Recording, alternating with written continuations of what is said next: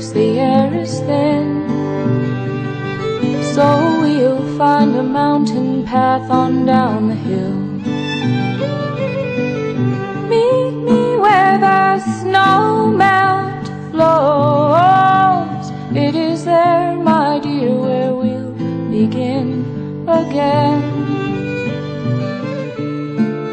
Skip and stones, braiding hair, last year's antlers. Hello, everybody, and welcome to another edition of the United Gamedom podcast. This is episode 27, Darren? 28. 28, sorry. The 28th. Already screwing up, sorry. So welcome, everybody, to the podcast. I'm Dennis, a.k.a. D-Boy, or D-Boy Den, or whatever. Neo Jedi. Neo Jedi. Can't remember Your Post Advantage or other stuff like that. your 50 other pseudonym names. Yeah. So welcome to the podcast. We have a guest this week. We'll get to him in a couple of minutes. I will firstly introduce the angry Irish gamer, Mr. Darren Moore. How you doing, sir? I'm doing fine. Just thanks fuck to have a night off now because it's starting to get busy at work because it's the Christmas rush now. So. Oh yeah, holidays. Yeah. Already started in a certain part of the world. Yeah. Where our good buddy Mr. Derek comes from. How you doing, Derek? Pretty good, now that I've actually gotten some sleep. I lost a little bit there, waking up at 3 o'clock in the morning for some Black Friday shopping with my wife. Wow, okay. To get trampled over by fucking stupid-ass people? No, yeah, that's why you go at 3 in the morning when there's nobody there. So the stores were open overnight? Is that it?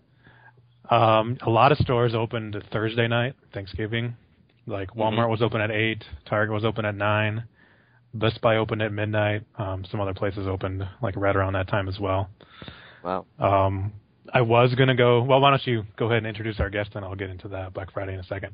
Okay. Yeah. We'll talk about Black Friday because we have another guest that's from the Americas himself, buddy that I've known that me and Darren. I think Darren has known him for quite a while also. Yeah, I think probably you know him a bit longer than I do, though, but we know him from GameSpot as well, so. Yeah, the good old GameSpot days, and et cetera, et cetera. He used to do some amazing video blogs with all sorts of beers. That was awesome. That's where I got the inspiration for the Coronas every video blog I used to do. Yeah, and get pissed as well, I see. Oh, yeah, that's right. Exactly, yes. So, I'll introduce him. How you doing, Jarret? How you doing, man? Good. Thanks for having me on, guys. Really, this is going to be a ton of fun. I'm super psyched. Yes, this is great. Yeah. Is this your first podcast? I've done a few before. Not new to that part of it, but yeah, with you guys, this is definitely new. So this is going to be a good time. I'm really hyped. This is going to be good. Yeah, it's fantastic. It's great to have you on. Yeah, man. Thank you. Been harassing you for a couple of weeks now. Dude, I know. It is impossible to find, a decent amount of time. And Derek, I'm sure you know this too, with a wife. It's just like, Jesus Christ, I can't get 10 minutes, and the kids are downstairs. I got to go up in my own room. I can't even drink a beer by myself anymore. It's ridiculous. Yeah. Luckily, I don't have kids, so. There you go. Well, wait, you will. Oh boy, she's gonna be bugging you eventually. It's coming. Dennis and I are fine with being single fellas at the moment. You know what? With everything that's happened with the new time, I'm almost willing to go back at this point. Jesus Christ, it's ridiculous. Yeah, it's like my brother-in-law. He keeps telling me, man, just stay single as long as you can. Dude. Right. There's nothing wrong with it, believe me.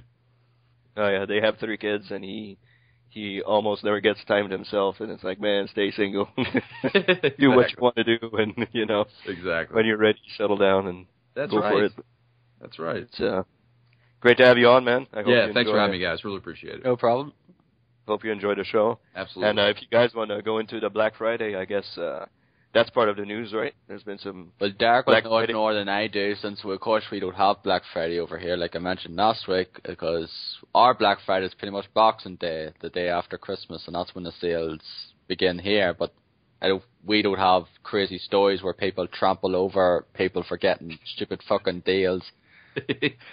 But we have Black Friday here because we don't want people going shopping, because in Montreal, like, people will go to Plattsburgh to go shop in the United States, so it's maybe an hour and a half from here.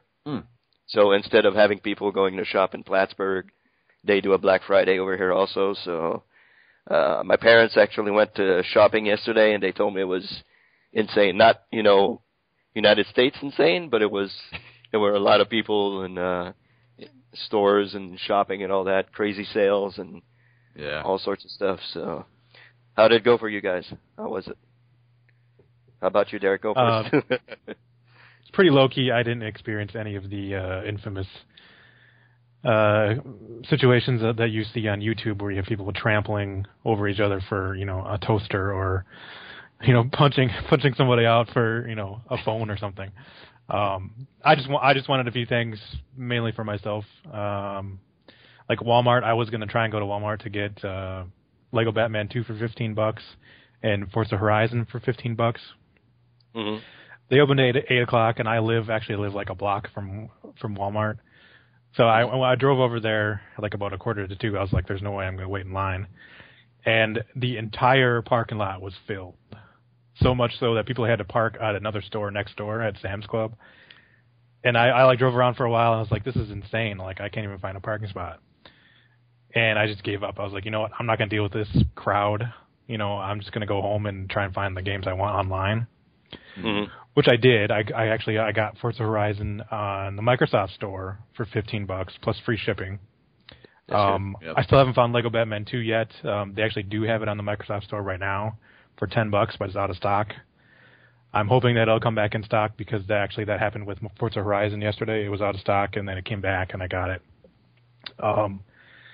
It seems like a lot of the Black Friday stuff is online as well as in stores, so you can just avoid all the insane rush of people, and you just shop online.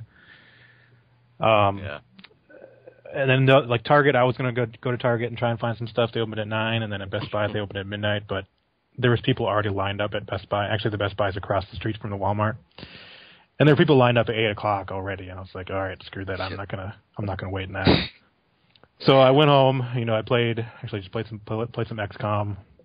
My wife was working until like 12:30, so I figured I'd wait till she gets home and see what she wants to do. But I couldn't stay up anymore. I had to go to bed, so I slept for like 3 hours. Woke up at like about 3 o'clock in the morning, because we both planned to go to Target, because they had a doorbuster at 4 o'clock in the morning for a camera that my wife wanted. It was like an $80 Canon camera.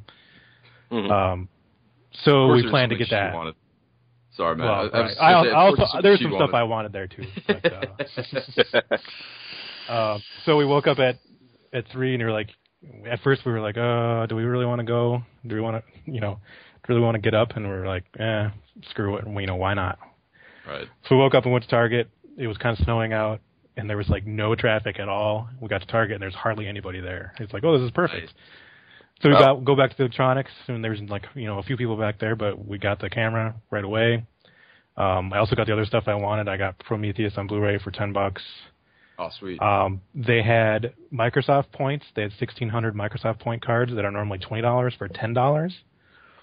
Nice. I bought 4 of those. Jammy bastard. Wow. So $40 worth of, or I paid $40 for what? $80. Mm-hmm. That, and we also have, she gets a discount. She works at Target, so we get a 10% discount on top of that. And we had a 5% discount as well, which was for, like, if you spend so much money in the pharmacy at Target, you get a 5% coupon after a while. So we had one of those.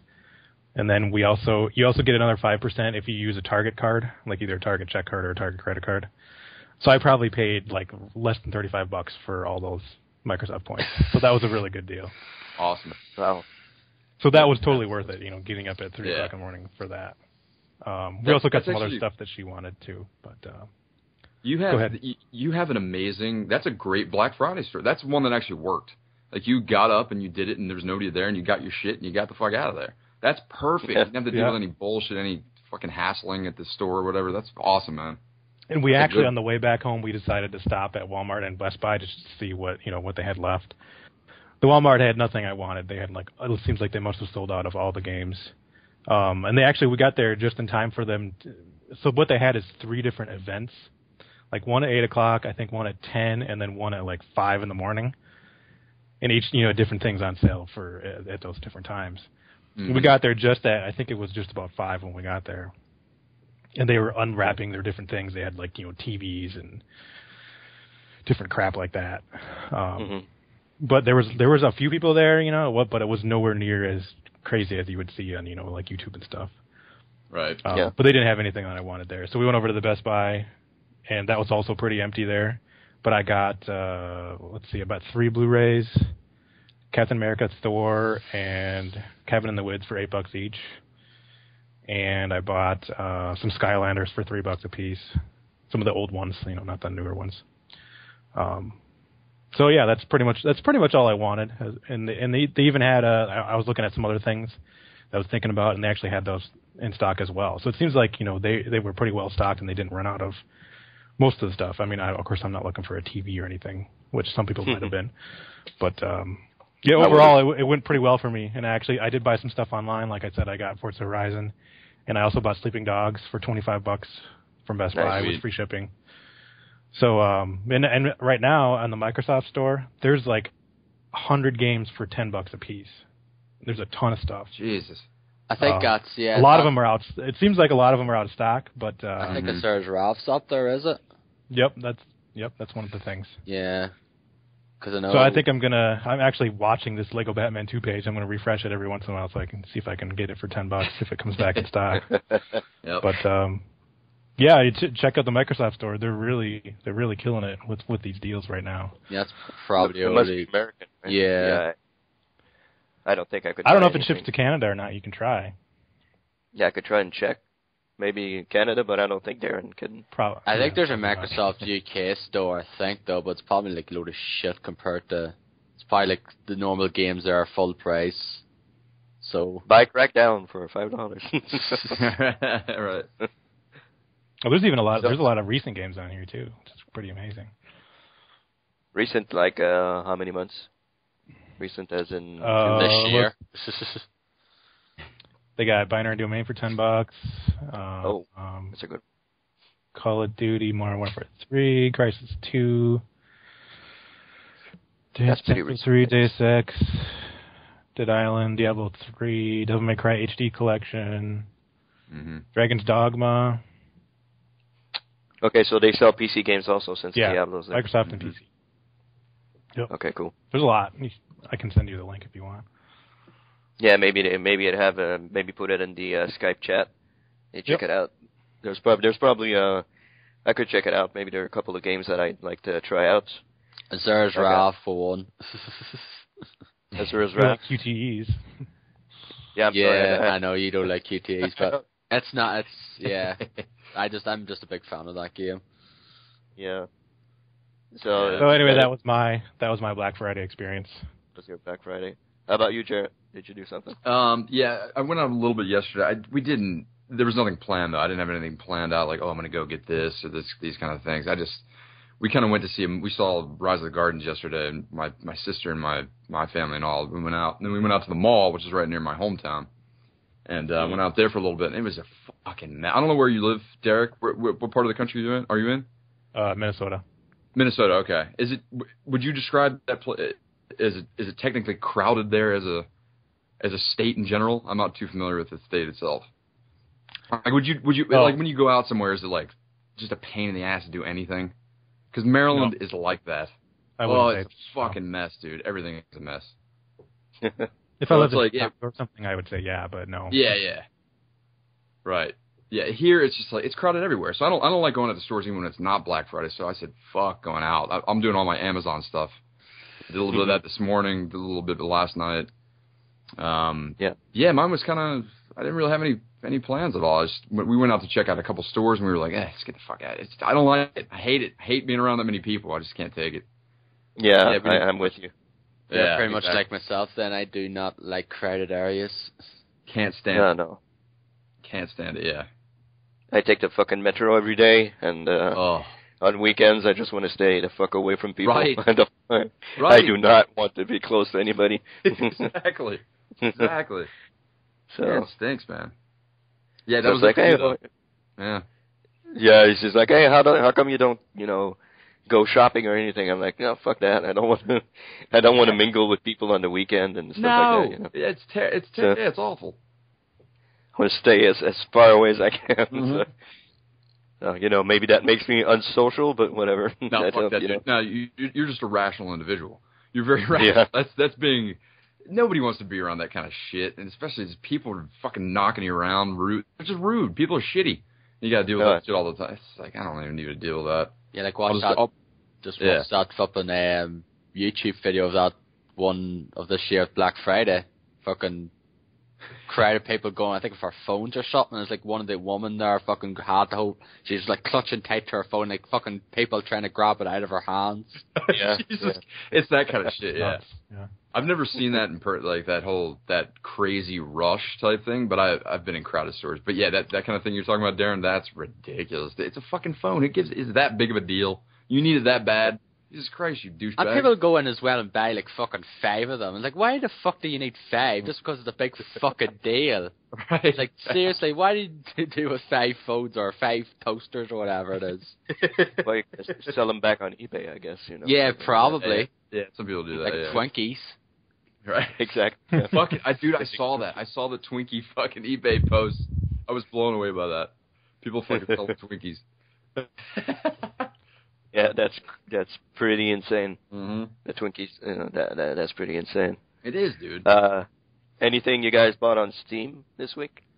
I bought a few things because it's an autumn sale this week as well, and pretty much it's kind of a bit silly considering the fact in like a month's time they'll be doing their Christmas sale. Mm-hmm. But like I bought Star Wars Knights of the Old Republic 2. That's like £1.74, I think it was. $5. And I got a thing there yesterday, Transformers Fall of Cybertron for £15, which is like, that's pretty much the limit I'll pay for it. Right. Yeah. But yeah, I checked a couple of sales. I was like, should I get this? I almost got the Grand Theft Auto 4 complete pack. Mm-hmm. Like the game and the 2 expansions, but I said, I'm playing Assassin's Creed and kind of want to go back to a couple of games and try and finish them, like XCOM and stuff like that. So right, I'm going to hold off, and unless there's a really big, huge sale, a game that I really want. Like I saw Inversion that came out this year, that wasn't popular at all or anything. I saw it, I think, for $3. So I was like, should I get it? Should I not? Yeah. So I said, nah. I was thinking of getting that as well, but I didn't bother. But like the deals right today, like F1 2012's £15 now here in Borderlands 2. Both of them are £15. Oh yeah, F1 2012. Yeah, I might actually jump on that. I kind of want to play it. So, Deus Ex Human Revolution is $5. That's cool. Yeah, it's not bad at all. I know Derek doesn't really enjoy that game, but that's pretty cool. I haven't bought anything, but I might get F1. I just saw F1. I might get that one. So, did you buy anything, Derek, on your side? On Steam, no. Nothing. Nothing for you, Jarret, either. Or? Yeah, check some of the deals. I didn't buy anything yet, but I did check out a few things. I think I'm on kind of like Darren's thinking, like I'm gonna wait till the Christmas one.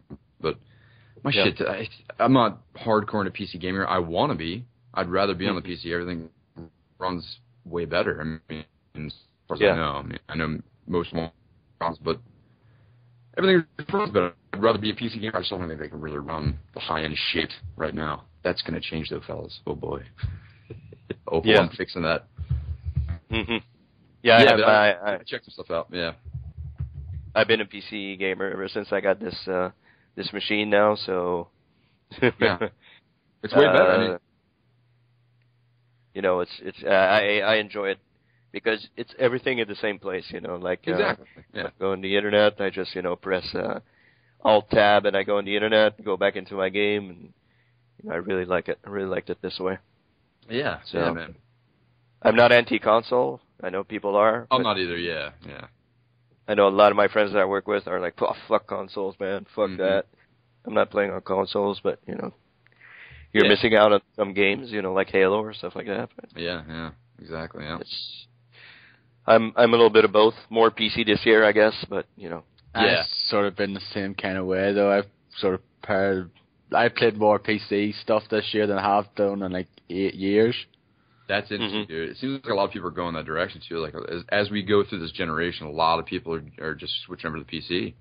It's pretty interesting to see that. It's just because the fact is PC games are graphically better now than exactly. current stuff though. It's and plus it's cheaper. I can get the same game for £10 cheaper, £15 cheaper. It has the pros are ridiculous on that side. Yeah, exactly. It's cheaper, plus you get them to run better, they look better. It's amazing. It's definitely I'm definitely not anti-console either. I mean, obviously I still play pretty much everything on the consoles, but I would like to be more PC at this point. Yeah. Yeah, I'm very happy that I got my rig and I can play some games on PC because it's a really good convenience, except for the fucking Visual Basic thing that has to install on every freaking game that you get. On DirectX as well. Yeah. DirectX and all that. I don't know why it does that, but actually, I really don't know why they keep reinstalling that. Right. It's kind of crazy. That's the way it goes. I guess, speaking of that, in the same direction, maybe the only news article that I actually pulled up this week. It was fucking dead this week, seriously. I was trying to look up for there's nothing because it's Thanksgiving week, pretty much. That's probably the reason why. Yeah, it's pretty much dead this week, but actually not very surprising to me, but Windows 8 sales way below expectations. I am not surprised. No. I gotta say, I'm really not surprised about that. Yeah. It's I tried it. I tried the new Windows 8, and I'm like, meh. It's made for a pad. It's made for a touchpad. It's not made for a computer. So, everything's hidden. The start menu's hidden. The everything you want to access is hidden. It's more you have to fool around a bit and to get that configuration back on. So I don't know. It's very, very fast. The boot, when you boot your computer and to go into Windows, it's almost instantaneous. But I don't like the interface. I don't like I don't know. It's not surprising to me that's not selling. Yeah. So, any of you guys interested in Windows 8 or? I don't know. No, I'm pretty much fine with Windows 7 at the moment. It just seems to do everything everything I just want really though. It's just dead on. I haven't had any huge problems with it though. Yeah, me neither. Yeah. I guess. What about you, Derek? I have no interest in it. I'm fine with Windows 7. Yeah. Yeah, I'm on the same frame of mind as you guys. 7's fine for me. I have no interest at all in Windows 8, and like you said, it's not too shocking that it's not doing so well. Oof. Yeah. It's not shocking. I mean, being a PC guy myself. I mean, being in IT and all that. Right. We are just getting Windows 7 installed on PCs at work. Just getting it configured and everything. You guys doing the same thing, Dennis? You guys are swapping your stuff over to 7. That's exactly what we're doing too. We're finally getting Windows 7. Yeah, we were on XP pretty much for 8 years now. Yeah. Ever since it came out, and I mean it's running great. We have it running correctly with all the systems that we use at work. And now we're trying to get Windows 7 out. We finally figured out, how to get all the systems working on Windows 7. Right. And some computers have it already, and it's fantastic. It's just fantastic. I mean, it runs really smoothly compared to XP. Yeah. XP was, but Windows 7 is much better. Much better than it was. So.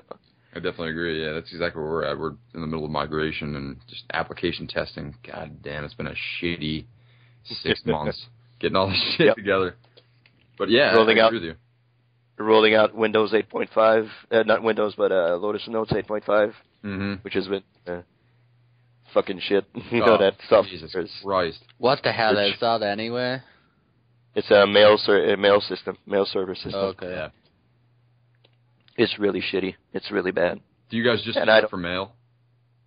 We use it for mail. We have a couple of the, databases that people use, to configure, like different departments have their own database, and they can go inside and get their email, get their stuff.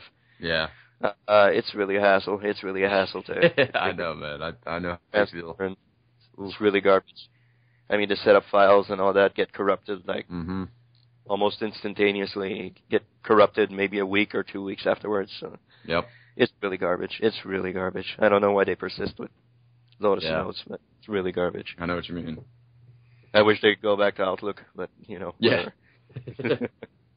So that was our IT segment for. Yeah, there you go.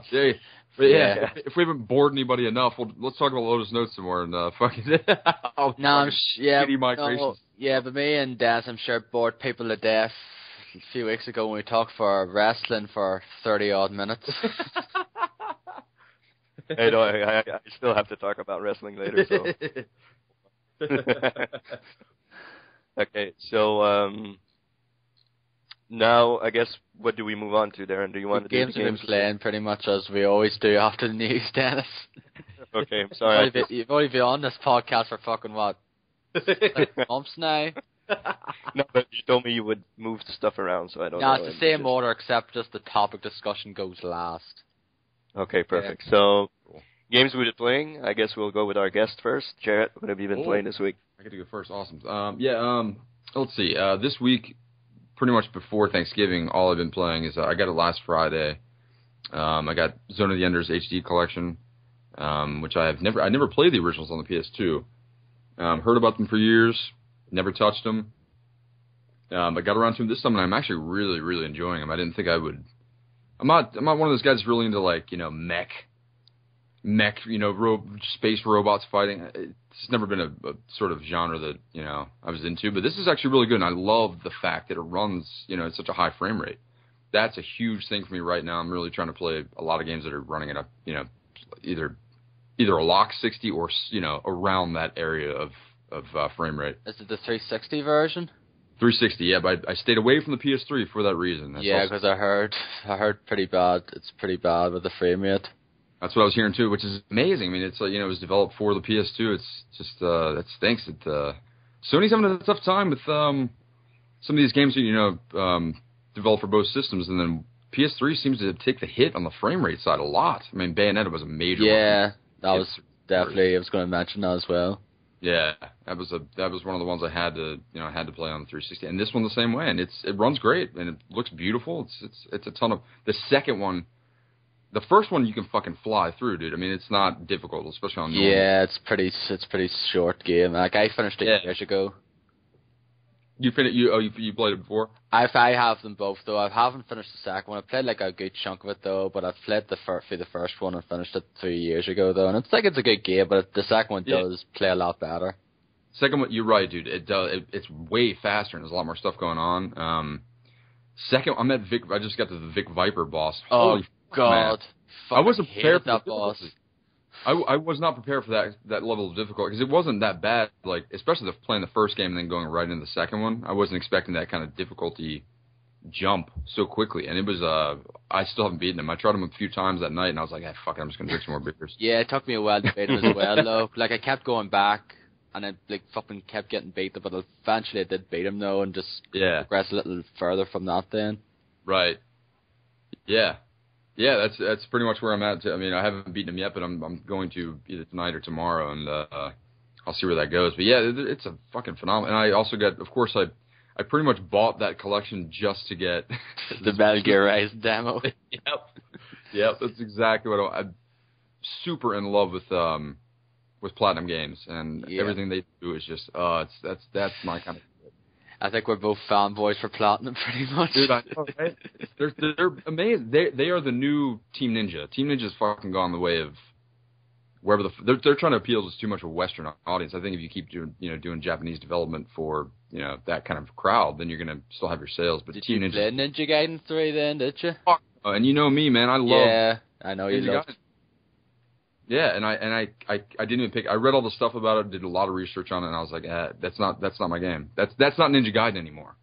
That game is gone. Yeah, I played through it, and it's definitely like if you're looking for the challenge. Like I played through normal because I'm a bit of a pussy anyway for those games. Now we're going to play those games in hard though, but like I played normal, and even that compared to 2 was not that difficult.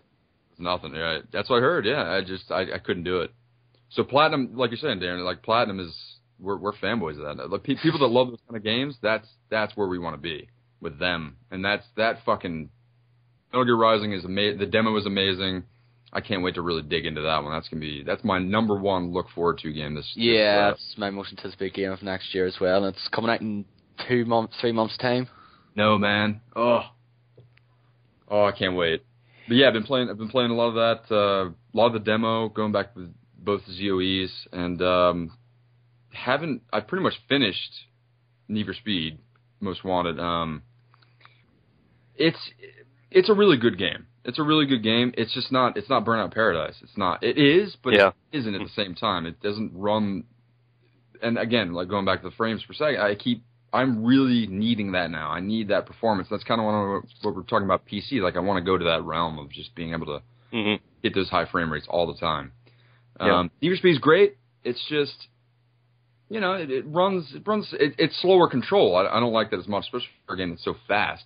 Is it still fun? Mm-hmm. Fuck yeah, it's fun. It's a ton of fun to go around the city. And I heard a lot of people talking about how the city's tiny and isn't really. It's not as big as Burnout Paradise. I think it's fucking massive. I spent a lot of time in the whole city, and it's just gigantic. But yeah, I pretty much did everything. Got all the cars and all that stuff, and I got my speed level up to like 40, I think, 41, around there for online and all that. But it's good. But after I got ZOE, I kind of, got away from it for a little while. But I'll go back to that. It's a ton of fun. I think a lot of people were really thinking Need for Speed Most Wanted was going to be Burnout Paradise 2 in a way. And that's me. And I know you were very disappointed. I think a lot of people will probably feel the same way. It's like, it's a good game, but it's just not Burnout Paradise. Why couldn't they just make Burnout Paradise 2? Right. Right. Some people. Mm-hmm. And I think that's the general consensus. It's like, well, they should have just made Burnout Paradise 2. That would have been way easier, and everybody would have been like, yay, this is great, Burnout Paradise 2. Thanks guys, thanks for Criterion, thank you. But I still think they made a great game. It's just like you're saying. I mean, I can't keep repeating it, but it's not Burnout Paradise. It's not, and that's what everybody wanted. Yeah, but Burnout Paradise is no Burnout 3. Yeah. I guess I was expecting too much maybe going into it. I was like, hey, I want this to be Burnout Paradise, smash billboards, do challenges with your friends, and hang out, and, but it's not. And I was kind of disappointed. I played a little bit with Derek online, and it isn't bad when you don't get total fuckers that, just smash into you all the time. Right. It's fun, but, it's not Burnout Paradise, which I think is what, pushed me back from playing that game. And especially since I played Forza Horizon right before it. And I was not really burnt out on car games because Forza Horizon is just fucking phenomenal. Like, it's one of my favorite racing games in quite some time. Right. Quite a while. So, I really enjoyed it. Have you played Burnout? Not Burnout, but Forza. Yeah, sorry. I definitely want the only thing that strays me away from Forza is the sim aspect of it. I'm not too big of a fan of sim stuff. I don't like Gran Turismo because of that. I just don't like the Forza is much more accessible than Gran Turismo. Right. Oh yeah, it is. Yeah, it is. Do you mean Horizon itself or just all of them in general? Pretty much all of Forza, I think, but Forza Horizon is definitely accessible. Forza Horizon is a lot more accessible than Gran Turismo. Because, you can have, certain things on. You can have, the brake lines on, so it tells you when to brake and all that there. And, the anti-brake system on and all that there. And traction control and things like that now where you don't have to worry about that stuff and you can still have a good time. Whereas, Gran Turismo, you pretty much take a turn and you're going to fucking slide out of it everywhere. Exactly. Yeah. Mm-hmm. I hate Gran Turismo, so... Yeah, I know, dude. I'm in that same realm of just hating that game. No, but Forza series has always been much more successful. It's a fine line between simulation and arcade. That's good. That's a good thing. See, that makes me...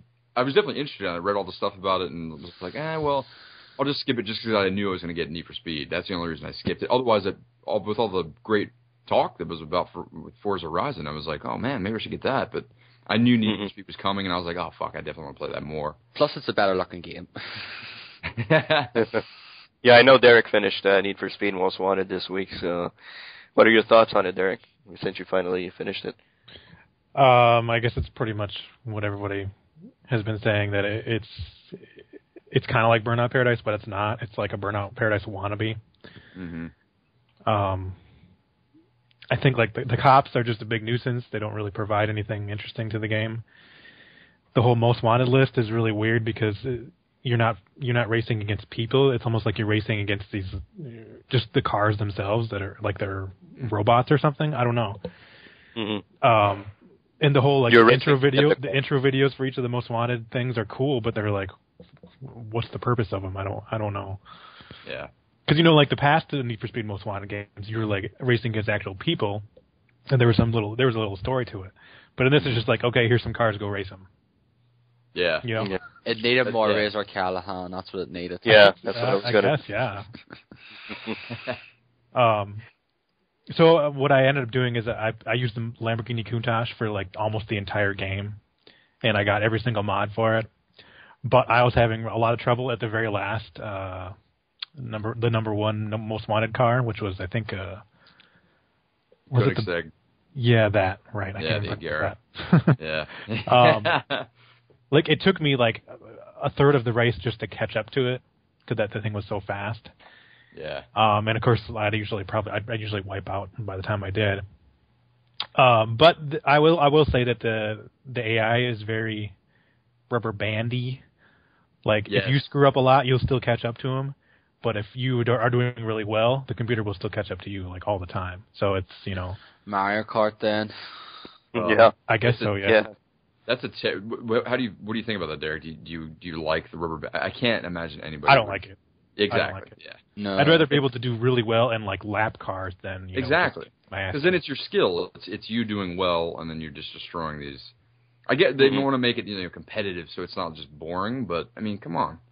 Yeah, I don't agree with the rubber banding, and you're right. I don't think it is. It's not competitive because you can just constantly crash, and you still have a very good chance of winning. Right, exactly. Yeah.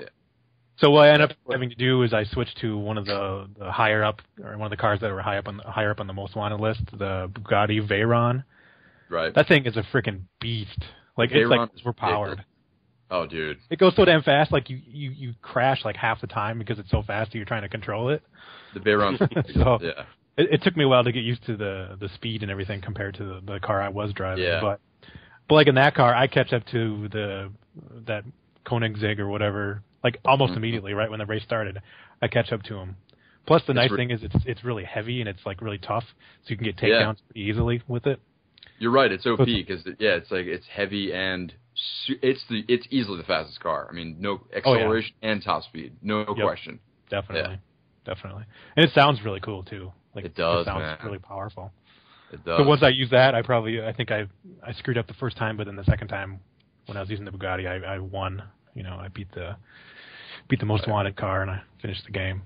Right. So yeah, like I had talked about quite a bunch in the previous podcast, and I think my opinion stands that it's a Burnout Paradise wannabe.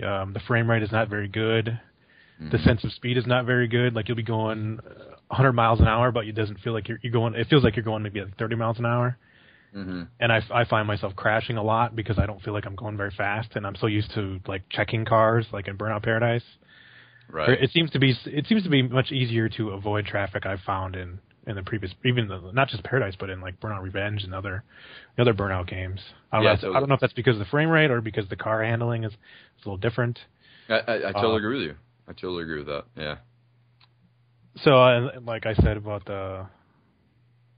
what I said in the previous podcast pretty much stands. I did play the multiplayer a little bit more with Denis. we actually did play by ourselves instead of playing with some other people just to see how that goes. A-holes. And it is more fun playing with just ourselves, but you don't get as many speed points when you do that. Right. Which is unfortunate, but yeah. Did you play any of the multiplayer at all? Me? Yeah, I did. Yeah. I played a good amount of it actually, and you're right. I think you're totally right. When you play with somebody who just two people, or a good buddy, when you get in there and you get a good friend in there, it's a lot more fun. And you're right, the speed points are not that, and that's why I was doing some multiplayer, and I was like, oh fuck it, I haven't unlocked a ton of cars I want to unlock yet. So I went back to the single player and started doing all the getting first place in everything that I could to get my speed points up. Just so I can unlock, especially when I unlock the McLaren NPC, to get better, because the cars are unlocked from the start, and even at level like 25, you don't get much. So I had to go up to I think 22 or 23 to get the McLaren, and then I was good to go after that. And then I started doing some good shit. I think you unlock the Bugatti at 25 or somewhere around there, and that's better. Once you get that, you can fucking start destroying the billboard jumps. You can start destroying the speed cameras. Everything you want to do is possible with the fucking Bugatti. Because you're right, it's so OP. It is the most power, easily the most power, and it's strong. Like you're saying, dude, it wrecks everything. It's crazy. Yeah, but I did play a good amount of it, and it's fun. I had a good time with it. The multiplayer. At first I didn't realize it was just like Burnout Paradise, where you could pretty much start a friend's game. So I was just joining public games at first, and that was a fucking mess. And of course, it jumps you in. It's like real random, like the start lines and all that. I'm cool. It's different. I'm okay with that. But it's like, oh, the race is starting. Meet up here. And then once the race starts, it's like, oh fuck, go that way. And then it's like everybody's fucking turning their asses off, trying to figure out which way to go. And then it's like one guy's already there, and you're like, well, yeah. Once you get there, you gotta wait like 5 minutes. Yeah, exactly. Yeah. Then If you're just playing with one other person, like your friends, you can go through a whole bunch of different races really quick. See, that's great. I think that's that, and you're right. I think that's why what you were saying is great. Just jumping in with a buddy, have a good time with some of the races, some of your custom sets and all that, and that's a ton of fun. It is a fun game, but I totally agree with everything you just said. The frame rate, all that stuff, the rubber banding, that part stinks. I wonder how the frame rate is on the PC version. I've heard, and because I was reading about the same stuff, like that you can, it's way higher. I mean, you can get it up high. Yeah. I've heard there's some issues with crashing though, but from what I heard, you could get up there pretty high, which is nice. That's what it should be. We should all have 60 locked at this point. Get the goddamn new consoles out. So exactly. Let's move this generation. Let's get this generation over with so we can finally get some decent frame rates. Next generation's here anyway with the Wii U. Oh, isn't it? You're right, Darren. That's a current the next console, generation of gaming. That wasn't a dig now, Nintendo. Just like I like Nintendo. I'm just saying. Just kind of sarcastic. No, I totally know what you mean, man. It's a current gen it's a current gen console. I like, I'm with you, dude. I have no problems with Nintendo. I still like Nintendo too. Love them. I grew up with Nintendo. Of course, yeah. But it's like, Jesus Christ, this is this gen, and I've heard some damaging reports about hardware over the last days. It's like, Jesus Christ, guys. Yeah. I mean, 4-hour battery life. What the fuck is that? I heard 3 hours. 4-hour battery life. Oh, only 3 hours? I didn't hear that. 3.5 hours. But then I saw another article. If you look on the back of the gamepad, the battery that's in there is smaller than the space that's in there. So it's like they're going to be selling another battery later on. Yeah, of course. They higher capacity. Right. So it's like, why wouldn't you just put that in the original version of it? Because they need the fucking money. They need that. Yeah, they need the money, Darren. Really? And the cut cost pretty much. Really, that's pretty much the reason I assume. But did you guys? I don't know if you guys caught the live stream that Giant Bomb did. They did one for they played Epic Mickey. I don't know if you guys saw the frame rate. Oh no! When he starts painting around, the frame rate drops to a fucking halt. It's just like completely And Jeff is like, whoa, whoa, whoa. He's going like, what the hell is this? And he's like, oh my God, he's freaking out. I think I might have been a problem with all of the versions, so I don't know if it was just the Wii U. Oh, they played the Xbox version and the proper quick look. Okay. And it didn't have that problem. Okay. Oh no. So, did you see the quick look for Batman Armored Edition? Yeah. Oh boy. It's like you cannot have frame rate drops on a new. I mean, I know these are ported, and obviously that's going to be an issue, but you can't have them perform worse than the ones that are already out that have been out for a year. I mean, Batman Arkham. When did Arkham City come out? A year? Last October. Yeah, that's okay. Yeah. So it's like, but yeah. Go ahead, Dennis. Sorry. I think it has something to do with third party games because if you look at Mario, the Mario game, which looks phenomenal in my opinion, right. And if you look at the not Mario Land, but Nintendo Land, right. You know, that runs smoothly as hell. Yeah. That runs fantastic, and you have like 4 people or 5 people playing at the same time. Yeah. And it still runs perfectly. Yeah. So I'm guessing maybe it's third-party stuff that doesn't. You're totally right. Nintendo's first-party stuff has always been amazing. I mean, it's never been. Of course, yeah. Bad, you know what I mean? It's definitely except for Skyward Sword. Yeah. Did anybody finish that? Did you finish that, Darren? No, but I got bored after the 3rd dungeon. Dude, what the fuck? People love that game. They really do. Dude, dude, Zelda. Oh, it's in my heart, man. Those games are in my heart. and I couldn't finish Sky. I couldn't do it. I got bored, like you're saying, bored with it. That's bad, man. If I'm getting bored with a Zelda game, that's boy. I know you're right. A lot of people do love it, but the main problem I had was I thought the world you went through was bland and lifeless. Like the Skyloft and the surface, like this is not Hyrule. This is not like the islands from Wind Waker or anything like that. Now, like, give me a bit of life. There's nothing. There's no towns or anything like that. Now it's just basically Skyloft, and that sounds like why was that a good idea?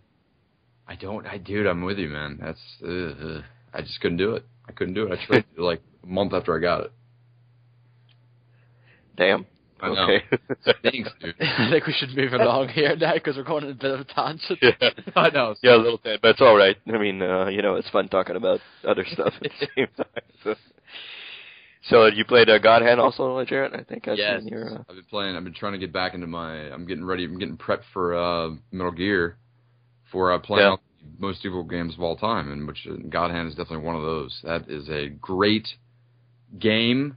It's an amazing game that a lot of people seem to have come around to it not recently, but since the time it's been made and reviewed and all that stuff, people are kind of okay. It's a great game. It's got a great combat system, and it possibly has a greater combat system than, in my opinion, than Ninja Gaiden Black.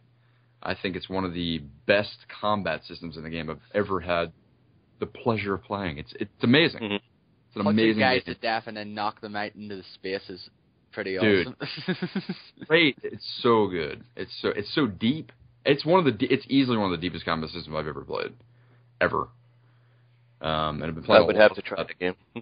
You got to. I mean, it's got some visual flaws. Like there's a lot of visual clipping. Like you run near a wall and you'll just see right through. It's a lot of that kind of thing. But it's a wonderful game. It's Mikami. It's Shinji, good old Resident Evil 4 developer. Clover. Yeah, Clover as well. Clover. Yeah. And it's an amazing game. Anything that Clover did and continues to make when they're at Platinum is that's where I'm at, buddy. That's what I'm playing. Don't read IGN's review of it, Dennis. That's all I have to say. Okay. I read it. It's fucking ridiculous. Fuck IGN. I don't even read their fucking review. You can't give them any credibility when they gave Dead or Alive Extreme Volleyball 9.2. That's all I'm saying. Exactly. So, whatever. Did they really? IGN is crazy. Yeah, they seriously did give that game 9.2. That's great. Wow. So who reviewed that? A fucking pervert voyeur then, I guess? Yeah. So you really like the God Hand? Love God Hand. I can't. Especially for people who love hardcore action type games. Yes, it's amazing. It's easily up there with some of my favorites of all time. Bayonetta, Vanquish, not so much an action game, but some of my favorite games of all time. It's easily up there with that. If not, at the top, because the combat system is so much better than any action game I've played. It's much deeper, and even some fighting games. I would say it's got a lot of stuff to do, a lot of customization. It's an incredible game. Mm-hmm. I don't think Dennis would like it though because it's hard. Is it that it's hard? super difficult. Yeah, it's very difficult. It's built for those people who love that kind of stuff. I never finished it though. Like I only got to I think the second sort of area though. Like I think it's 2-1, 2-2 and all out there, isn't it? Mm-hmm. I think it's only the second. I need to go back to that game myself though because I do really like it. Like a guy on another podcast I listen to, Andy from the Rad Rascals, he is a big fan of that game as well. He loves that game. It's amazing, dude. And if you haven't finished, just try it. I need to go back to it though. Man, it is. Yeah, it's amazing. If you can, and you can suffer through it, do it because it's amazing. But yeah, I've been playing a lot of that. Playing a lot of getting sure. Pro MGR. Anything else you've been playing, or is that it? Is that it for you? That's pretty much it for this week. Yeah. Okay. Cool. Yeah, between that and Need for Speed and ZOE, that's pretty much all I've been playing. All right, that's cool. Let's jump into Derek since he hasn't been talking too much.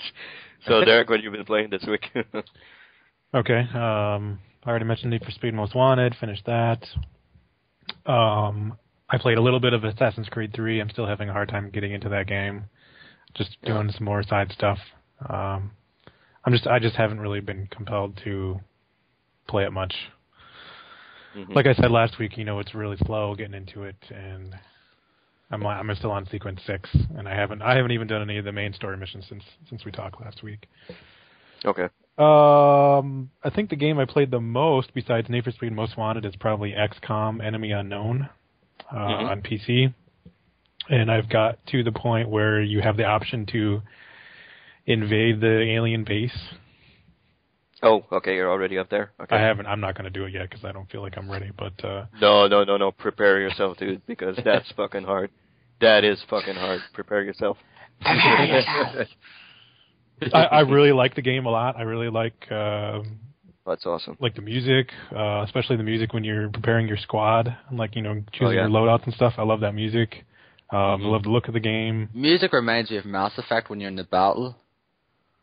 In my opinion, yeah, a little bit. I think it does sound a lot like Mass Effect music when you're in battling out there as well, and like the interface stuff kind of reminds me of Mass Effect as well. Well, the first one, I guess.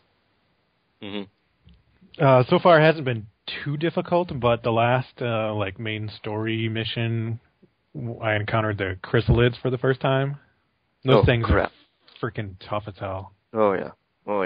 And they seem to be able to move all over the entire battlefield, and they kill one of your guys in one hit. Yeah. And it's just insane. Well, they zombify him, right? Yeah. Yep. So you have to fight your own guy afterwards. Or you just reload your save. Yeah, that's what I always... I think that game, well, ever since, the I guess, Doom and stuff like that, that game must be the game that I've saved the most in my entire life. Like, do one move, save. Do one move, save. Do one move, save. It's like, really... But there's masochists out there that would actually just, fuck the save thing. They'll actually play it like the Iron Man classic mode, where you basically have the one save, and you can be near the end of the game, and it's like, oh man, I'm going to finish this, I'm going to do this, and then you die, and it's like, there you go. That's so many hours wasted. Yeah, it's no way. I never will do that. No. What's the reason for is you have to save because is it that every move counts so much that you can't? I'm totally not familiar with XCOM. So it's every move. Every move. So everything you do is you could be fucked. If you move a guy up a few feet, all of a sudden you encounter 3 aliens or something, and you're screwed. That's why. That's kind of why you want to. That's why it's probably a good idea to save as often as you can. Right. But a lot of people will frown upon it. Because the original XCOM games were renowned for being very, very difficult. So Frax has kind of, pretty much pick up the pace there and pretty much kept that styles alive with it. Right. Wow. Overall, I would say it's not too difficult, but once I encountered those chrysalids, that was easily the most difficult mission I had faced so far. Yeah, that's when it gets tough. I'm starting to run out of money, and I'm starting to all the threat or the panic meters are getting really high in a lot of different countries. Mm-hmm. I would think what I should have done right away is start building satellites and satellite uplinks. Yeah. Immediately. Yeah. Mm-hmm. So it took me a while to figure out, like, okay, I have to have a satellite in each country, and I have to have fighters in, like, each country. Mm-hmm. And it takes, like, 20 days to build a satellite. It's like, holy shit. Yeah, it's long. It's really long. But the more you have scientists, the faster it goes. You need a whole lot of engineers or scientists? engineers, sorry. Yeah, Okay. engineers to build your satellites. So, I mean, like, I have the option to build, like, laser rifles and stuff now, but I don't know if that's worth it. I don't know if I should just wait for plasma or not. Yeah, it is worth it. Yeah, it's much better than the regular guns that you have. Okay. I built them all. Like, I built up to plasma. I'm at plasma. Well, I was at plasma when I stopped playing. But yeah, it's worth it. It's worth it. But yeah, I'm really, really enjoying it. I think I'll probably just go back to that game next year, though, because there's no way I'll be playing it this year. It's a fantastic game. I enjoyed a lot of play of it, though, but like I'd rather just focus time with it when there's like nothing out, because I still have games to play this year. Like I still need to finish Sleeping Dogs and Dishonored and a few games like that. Like, games I can easily go through in like in a number of hours rather than this here. No, you can skip Dishonored.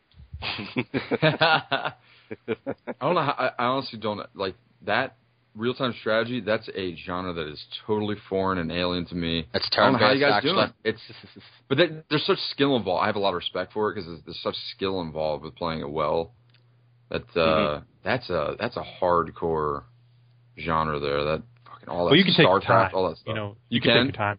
Oh yeah. Yeah. It's turn-based. Yep. Because it's turn-based. Oh, okay, yeah, perfect. I'm not a big fan of strategy games either. Like, if you know me well, strategy games are my least favorite genre.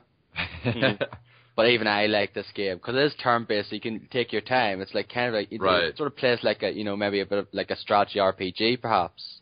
So if you're into that kind of genre, then you probably like this a bit more then rather than it is like a strategy RPG basically. Yeah. Yeah, it is. Yeah, pretty much. It's like you don't really have as many. Well, no, I guess you have armor and skills and leveling up and like there. Yeah. It's just difficult because you can die so quickly. Right. Oh fuck yeah. Oh Jesus, yeah. Oh, and you get wounded, and then your guys are out for like long ass time too. That sucks. I was reading your tweets, and when you tweeted that your entire squad died except one person. Yeah, I was laughing. I still have that one guy too, and he's like the highest rank. Yeah, I was laughing because that's supposed to happen. What do you mean that's supposed to happen? You mean the very first mission that you do in the tutorial? No, not the very first. It was like the tutorial is really long, and I think you probably do 3 or 4 missions during that. I think it was the last mission. You have to escort some scientist or something. Oh, okay. That's the one where everybody died except for like one guy. Oh, okay. Okay, no, it's not the same one. I thought you were talking about the one that they go in the warehouse and all of them die except one guy. It comes back and all that. That is no. I thought you were talking about. Yeah, I have one max. I have a guy that's Canadian actually, a guy from Canada that's maxed out. So I named him after me, of course. So, So you're naming your guys? Yeah, well, only that one. I haven't named. No, I haven't there was an Irish guy that I named Darren, but he died like at the first mission. This podcast is over. I would change the colors of their uniforms, or their armor. Yeah, I agree. That would be cool. I mean, you can name it, but you can't change their color. This is kind of odd. Yeah, it's a phenomenal game. It's really, really awesome. Yeah. Do you have any strategies, or do you have any favorite? Do you like assaults or heavies or snipers or? Well, my strategy is I have 2 snipers. Okay. I always have 2 snipers. I keep them in the back, and I both of them are really high level, so they rarely miss when they shoot. And I have 2 heavies, 1 assault, and 1 what's the other one? Support. Support, yeah. So the 2 heavies are always in front, and the others are like a little bit back of them. And I think my support can carry like 3 med packs. So if somebody goes down, I never use like all 3 of them. So I never I like I don't have the sniper skill where it lets you shoot a target if one of your other teammates can see the target or something. Yeah, that's great. I like that That's one. a very, very valuable skill. Did you choose the skill where it lets you like shoot after you move for the sniper or not? Yeah, I chose that because Okay. you often need to do that. Run and gun, is it? No, that's It's not for running gun. No. assault. Okay. Yeah, that's for assault. But you can move and then you get into position and then you. I love the way they snipe. Like they put the gun on their arm there and they snipe with it. Yeah. Yeah, forearm. I love that. I love that motion. I really love it. But yeah, it's a great game. The hit percentages piss me off though. It's like I seem to get more hits on like a 56% shot than I do like an 86%. Like what the hell? That's right. Like I was playing at one time. The alien was right next to me. I had 100% chance of hitting him, and I didn't hit him. You got to be kidding. I was like, what the fuck? And it was a chrysalid. Oh god. So of course he jumped over and just killed me right there. So Reload. I was like, yeah, reload the save and start over again. So I was like, what the fuck is this? 100% didn't even hit him. So Jesus. 100%, and I think it was 75% critical or something like that. So Jeez. he never hit him. I was like, fuck this. I'm reloading it. So yeah, I reload a whole lot when I play. So save, reload. Mm-hmm. Like if my guys, if they get hit, okay, no problem. But if one of them goes down because of my stupidity, Reload. like I go 2 forward, reload, so. Wow. I'm starting to get to the point where if somebody gets wounded, I'm going to go over there and heal them right away just because I don't want them to be out of commission for a month or whatever. Yeah. Mm-hmm. Like, yeah, you can have some that are out like for a month or 2 months. That's a long time. If they're gravely wounded or something, yeah. Mm-hmm. Yeah, it's a really fun game. I really like it a lot. Do you send some rookies out? Do you send some rookies out sometimes? Like to get them leveled up a little bit? No, typically I don't unless I have to. The later missions, like so if I have some missions that are like normal difficulty or something, I'll send like one or two higher ranked guys and 4 rookies out, so I can get them leveled up a little bit. Yeah, if my guys go down. If I do use rookies, I like have them run out as quickly as possible so that if they die, I don't really care. Yeah, because I want them to like reveal where the aliens are. So yeah. Give him regular guns and no shielding and nothing. Hey, let's go. Just get fucking meat shield or something. Yeah. Yeah, it's really good. Really great game.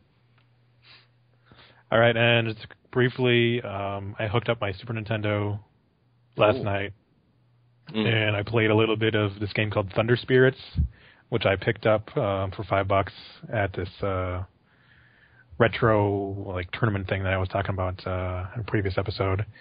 Mm-hmm. And it's a shmup. It's a side-scrolling shmup. It's pretty fun. I really like how you can switch to different kind of weapons. It's really fast. But I will say that my Super Nintendo does not look good on my HD TV. It does not look good at all. It's it's a little blurry, and the screen seems to really, I don't know. It's not flickering, but it just looks really weird. Mm-hmm. But so I tried that game quickly, and I played it, for like 5-10 minutes, and thought that was pretty cool. And then I put Ninja Turtles 4, Turtles in Time, which is one of my favorite games. It's so good. And I played that. Typically, I can play through it all the way through on hard without using a continue, or using maybe like one continue. But this time, I was dying pretty quick. I think it's because something with the screen was just throwing me off. I don't know. I need to hook up to my standard def TV that's upstairs, but right. I just wanted to plug that in mainly to try Thunder Spirits, but I decided to play some Turtles in Time, which is one of my favorite games of all time. Dude, no one blames you for that. That's one of the most amazing games of all time. So good. Yeah, I love it. Which character do you use? Part of the time I usually use Don. Yeah, he has he's my favorite Ninja Turtle. Plus, he has the long feet. Yeah, I pretty much used him as well. But I think one of the better characters is Raph because he's. I always use Raph. Yep. Pretty much everybody I know uses Raph all the time. Yeah, it seems like the most popular one. Yeah, that's awesome though, dude. Yeah, it's awesome. Too bad they fucked up that reshelled version on Xbox Live Arcade. Jesus Christ, did they fuck that up? Oh. The music is shit. It's absolute shit. Oh god, that was hugely disappointing. I wanted to get that, and I read a bunch of stuff about it. And I was like, I'm not gonna. I wasted 1,200 points. I think I wasted 1,200 points in that, and that was kind of one of those ones I totally regretted getting afterwards. Right. Like Rocket Knight as well. Like I was really looking forward to that game and paid 1,200 points for it, and finished it in about an hour or two, and I was like, yep, I'm never going to play that game again. Oh no. Well, $15 for an hour. That's right. It was pretty much like an hour or two or so. That was it. It's like, yep, that's complete waste. It should have been 800 points at most. Right. Mm-hmm. Yeah. Oh, that stinks, man. Did you guys get X-Men Arcade version on PS5? Yeah, I've got an Xbox Live. Yeah. That's pretty good. You guys want they did change some of the audio. I noticed. Mm-hmm. Like Colossus doesn't have his like noise like he has in the arcade. They took that out. They changed it a little bit, and that was one of the that's best kind of disappointing. parts of Colossus. Yeah. Jesus. Yeah. Just a little shit that they fuck up. It's like, why do that? Why? What's the point of taking that out? What purpose does that serve? Because you're right, dude. That Colossus noise was fucking amazing. I remember that from the 90s. I remember that from being in the arcade. And then they took that shit out. Unbelievable. Yeah. It's a small having to do but it's a big one. I don't know if it's the rights that they don't have, or they just want to fuck up, or I don't know. Jesus, maybe it's not like it's licensed music. I don't know. It's not that. It's probably just some sort of emulation shit, perhaps. It's got the TM next to it every time he screams it. Jesus Christ! What are we coming to? Trademark scream. Trademark. Right. Maybe better off just getting it on MAME. Right. Yep. Exactly. Yeah, I got it anyway for like 200 points anyway. I think it was. Yeah. Yeah, on sale. Yeah, it's been on sale a few times. So, all right, that's it for me. Nothing else. All right, I guess we should go on to Mr. 06. What did you play? Oh, shut the fuck up, you bastard. You're the only one who still fucking flogs that little wee joke to death. I told you, man, this is gonna last all your life. Yeah. I need a tutorial on this. What is the 06? Right. 06, right. When I first started in GameSpot though, and like when me and Des sort of started getting to know each other on GameSpot, he basically jokingly referred to me as 06 because it to me said to him it sounded like when I was ever doing video blogs, like, hello, it's Dara Gamer 06. It sounded like I said 06 because of a fucking Irish accent. And he's never let that go in 6 fucking years. And he's the only one who still does it. That's a good friend. That's how you he's still fucking with you like that's how you know you guys are good. You guys are good. Yeah. Well, we've known each other for 6 years now, so he still flogs that. Dude, you should totally change every username you've had to 06. Absolutely. That's what Daz keeps telling me. Yeah. That'll be amazing. Yeah, but anyway, back to games and not sex now. There you go. Anyway, I finished Assassin's Creed 3 on Wednesday. I'm pretty much share sort of an opposite opinion as Derek, though he doesn't really care too much for it. I quite liked it. I didn't like it as much as 2 or Brotherhood now. Some of the missions, it would be easy enough if I just went through them, though, but I was kind of one of those ones who wanted to try and do all the full synchronizations. Oh, yeah. And some of them are pretty easy. Some of them are like, yeah, I can do this in like 1 turn, or maybe 2 turns, and some of them it's like, oh, I've had to do this like numerous times. Mm-hmm. And I did them all bar maybe 4 or 5. So I did, though, because it's like, yeah, fuck this, I'm not going to bother doing this here. Like one of the last ones is you have to kill this captain and escape the ship without being detected, and it's like really hard because the fucking's like trying to find the pattern of where they're walking and all that there. Like screw that, just escape the bloody ship. I'm not gonna bother doing that stuff. It's Dishonored all over again. Yeah. But you just basically do those afternoon objectives. So the story in it is interesting enough now, but it's not like fantastic. It's just basically, you get to a point anyway we know what the story's about. Then Dennis, it's basically, but it's basically kind of a, trying to stop the, It's trying to stop like the enemies you face now, because I'm not going to spoil it for you now, unless you already know what the little twist, I guess, is at the start. Do you? I don't know. I'm not sure if I know the twist. I know who the guy is. Yeah, but there's It's play at the start. Yeah, there's little twist at the end of sequence 3, which Derek saw coming. That you Okay, pretty I much haven't know got there. what they're all about then. Mm-hmm. And then, like, you play as Connor then afterwards from sequence 4 onwards. And then you see him grow up and then take on, like, the enemies then. Like, you know, like, you take on, like, the Templars pretty much, don't you? In, like, the Assassin's Creed series anyway, so... Yeah. Yeah, I quite liked it though. Some of the missions are very enjoyable though. Like I really like the naval missions. They're very, very enjoyable. There's a few more in the main storyline. Like one of the last ones is pretty cool. I think it's in Sequence 11, where you pretty much fight like the bunch of these frigates. So it's like kind of like dusk time and just so it looks awesome. Like cannons firing everywhere and all that there, and you know blowing up all the like the wood on your ship and that there, and the fighting the frigates and that there. It's pretty good. That probably maybe one of my favorite parts of the game. It's just doing the naval battles though, and I want to go back to it though and do like the side missions. I want to do those stuff though because I really enjoyed doing them. And the ending, it's an ending. That's all I have to say about it. Oh no, it's just an ending. I'm not going to spoil it now, but like I said to myself, I've got a certain another game. I got another game feel of it. Okay. I'm just gonna Halo 2? No. Okay. It came out this year. Okay. That's all I'm going to say. You might that could be now, Dan. You probably say, "Oh fuck, thanks for spoiling that for me." I'm not going to say the name of the game now, but that's what I got from it now. Say it. But do you really want does like basically No, okay. Derek doesn't want to know. I'll tell you later, Dennis, if you do want to know. No, I don't want to know. I don't want to. I'm not sure if I'm going to get to the end of it because I'll talk a little bit more about it later. But yeah, I don't want to know. I guess I don't want to know. I already had one thing spoiled for me, so I don't want to know the rest. So go for it.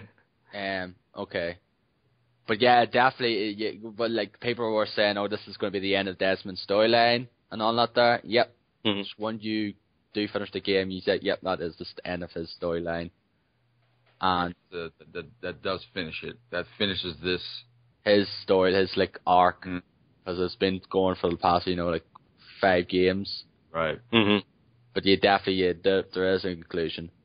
Okay. Like there is a few missions in the game where you play as Desmond.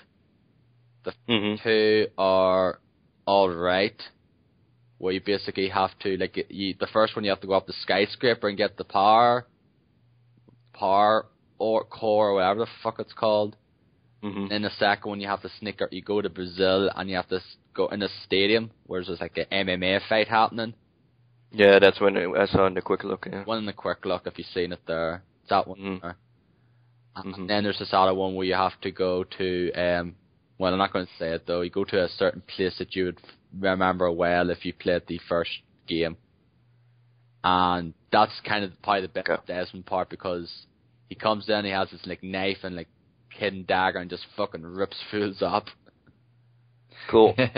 Pretty much. That's what I want to do. That was probably the best Desmond part of the game, for sure. No fucking sneaking around, just cutting fools up. Just go in and just basically slice dudes up. Good shit.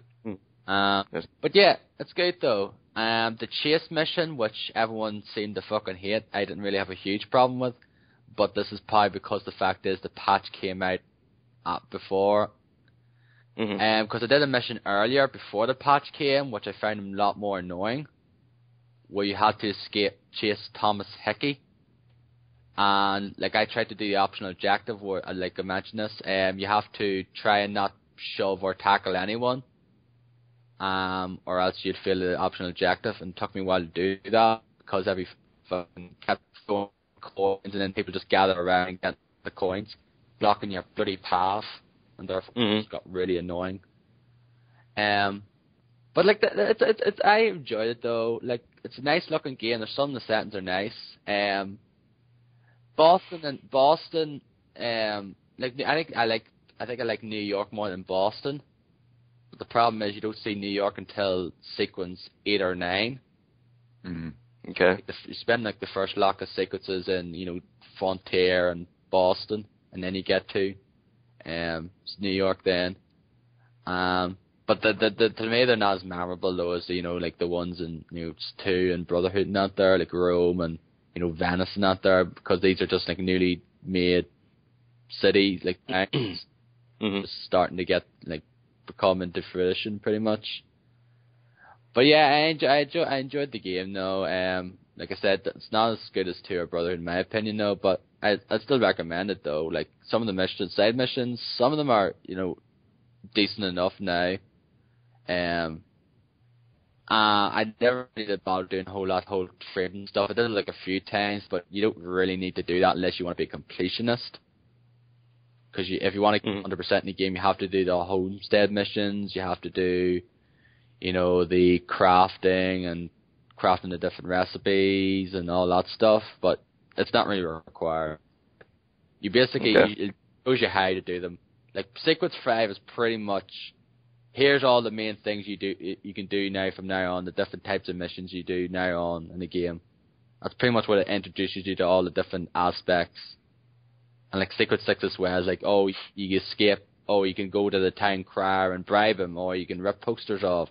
Like pretty much stuff you've seen already in the previous games. Okay, yeah. Mm-hmm. But it's a good, I enjoyed it though. I don't know what they're going to go from here now. Like if it's going to be a completely new like a completely different character, like modern day character, or what's going to be the case now. Well, isn't it modern day? Isn't it like 2012? Yeah, 2012. Mm-hmm. Technically, yeah, but you don't play that, all the time. Yeah. Mm. Yeah. Like it's going to be like futuristic or what, or is it? Yeah. Like the Colonial America setting was cool. I did like the setting as well. Some of the missions are fun. I hope the next one they do. I wanted this here. I hope they do a Wild West one next. Mm-hmm. That to me would be a great one. I'd love that. Yeah, that would be nice. That would be cool. Yeah, that'd be cool. You don't see a lot of Western games. That's true. Yeah. Gun's still one of my favorite. Red Dead Redemption, Gun, 2 of my favorite games. Gun was awesome. I don't care what people say. Gun was a really good game. It was underrated. It would have been good if it was longer though, but I still think that game's a bit underrated. Oh yeah, it is. I did everything in that game as well. I did all the side missions. Yeah, me too. The fort, the gold ingots and all that there as well. Mm-hmm. I went back to Syndicate and played a bit of the co-op and realized that game is still awesome. One of my favorites of this year. Yes, it was great. Hopefully, you guys will be up for co-op later, afterwards. I should. Now, because I really like to play co-op in that game, because I really liked it. That was the first time I played the co-op, because I only played the campaign beforehand. Mm-hmm. I just love the style of that game, just the way it looks. The gameplay is awesome. Running up to a guy and then just executing them, like breaking their necks and all that. They're just something about it just feels right. Yeah, and the game looks fucking awesome too. It looks really, really good. Like, yeah, futuristic setting and all that. I really like that. So it didn't Blade Runner type. Yeah, stuff. It didn't set the world on fire. Unfortunately, in sales, it sold pretty bad. Yeah, sadly. Just like what is it called again? God damn it, my mind is drifting off here. The shooter that you and me loved. Binary Domain, yes. Mm-hmm. That didn't set the world on fire, but that is awesome. That's very good. Probably the most underrated game of this year. That's probably the sleeper hit of this year, along with Sleeping Dogs. Yep. I agree. Basically, play those games. Yep. People, they're great. I got PlanetSide 2 and played it for like 5 minutes yesterday. Okay. I don't like big open world multiplayer shooters. Okay, here's a question, Darren. Here's a question for you. Why did you get it? I didn't. If you don't like it. It's free to play. Oh, it's free to play. Okay. That's I didn't know. I was going to Okay. pay it now. I know it's free to play now. I downloaded it on Steam, 7 gigs or so. Took me maybe half an hour or so to download it. Okay. For fast internet. But like, I played it for 5 minutes, and it's like this big open world, though. But the problem is, I don't know if it's because of the pop thing, though. Even though it said "Hey" on the server, it's like, okay, I'm going to get a load of people in here.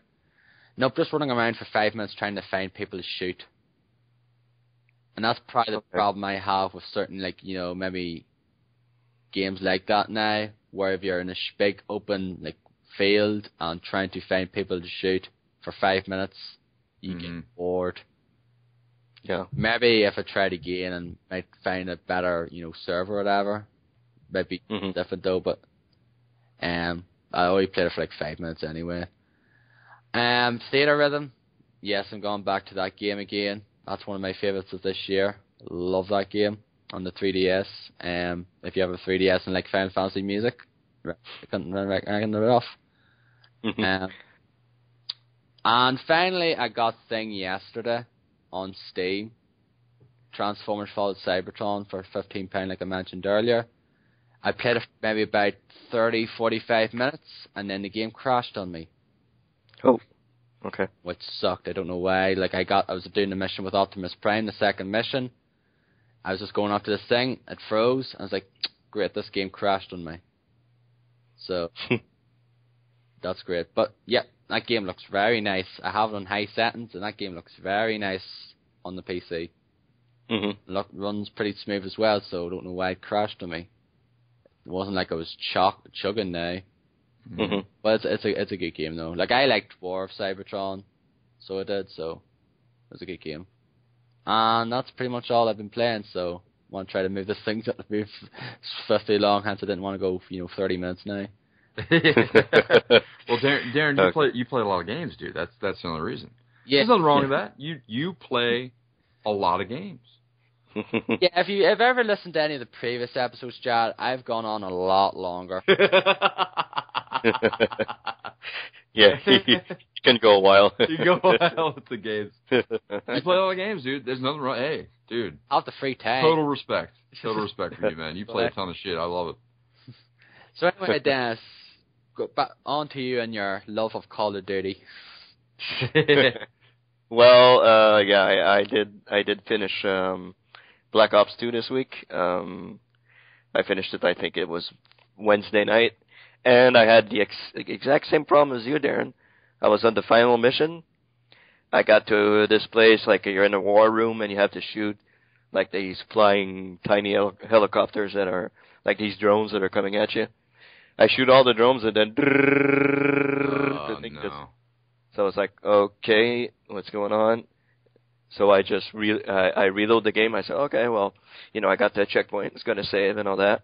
Had to restart the entire mission from the beginning.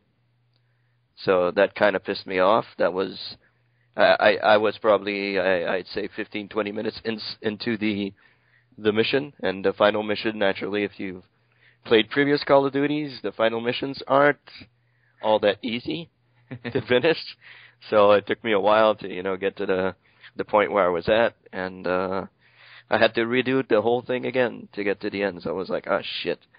So played it, replayed it and all that, and I actually really enjoyed this game. I really think it's a very good Call of Duty that they did. You may harp on Call of Duty. I know I have. I've given it shit and all that, and I really hated Modern Warfare 3. Like, I really disliked the story in that one, the campaign. But in this one, it's really fantastic. I really enjoyed it. Script for 3 more like, because that's pretty much was basically a game full of scripted moments. Yeah. We had no control of something. Like, basically, it seemed every fucking mission had some sort of scripted explosion in it. It's like, you're talking about 3? Yeah. Do me a break. Like, seriously, it was so predictable. You know what was going to happen. I'm going to walk across this thing. Oh, wait, a helicopter comes crashing down. There's always some huge thing going on. Yeah. That's what I got bored after a while. Like, I think the one campaign in 1's still brilliant. That's one of my favorites in the series.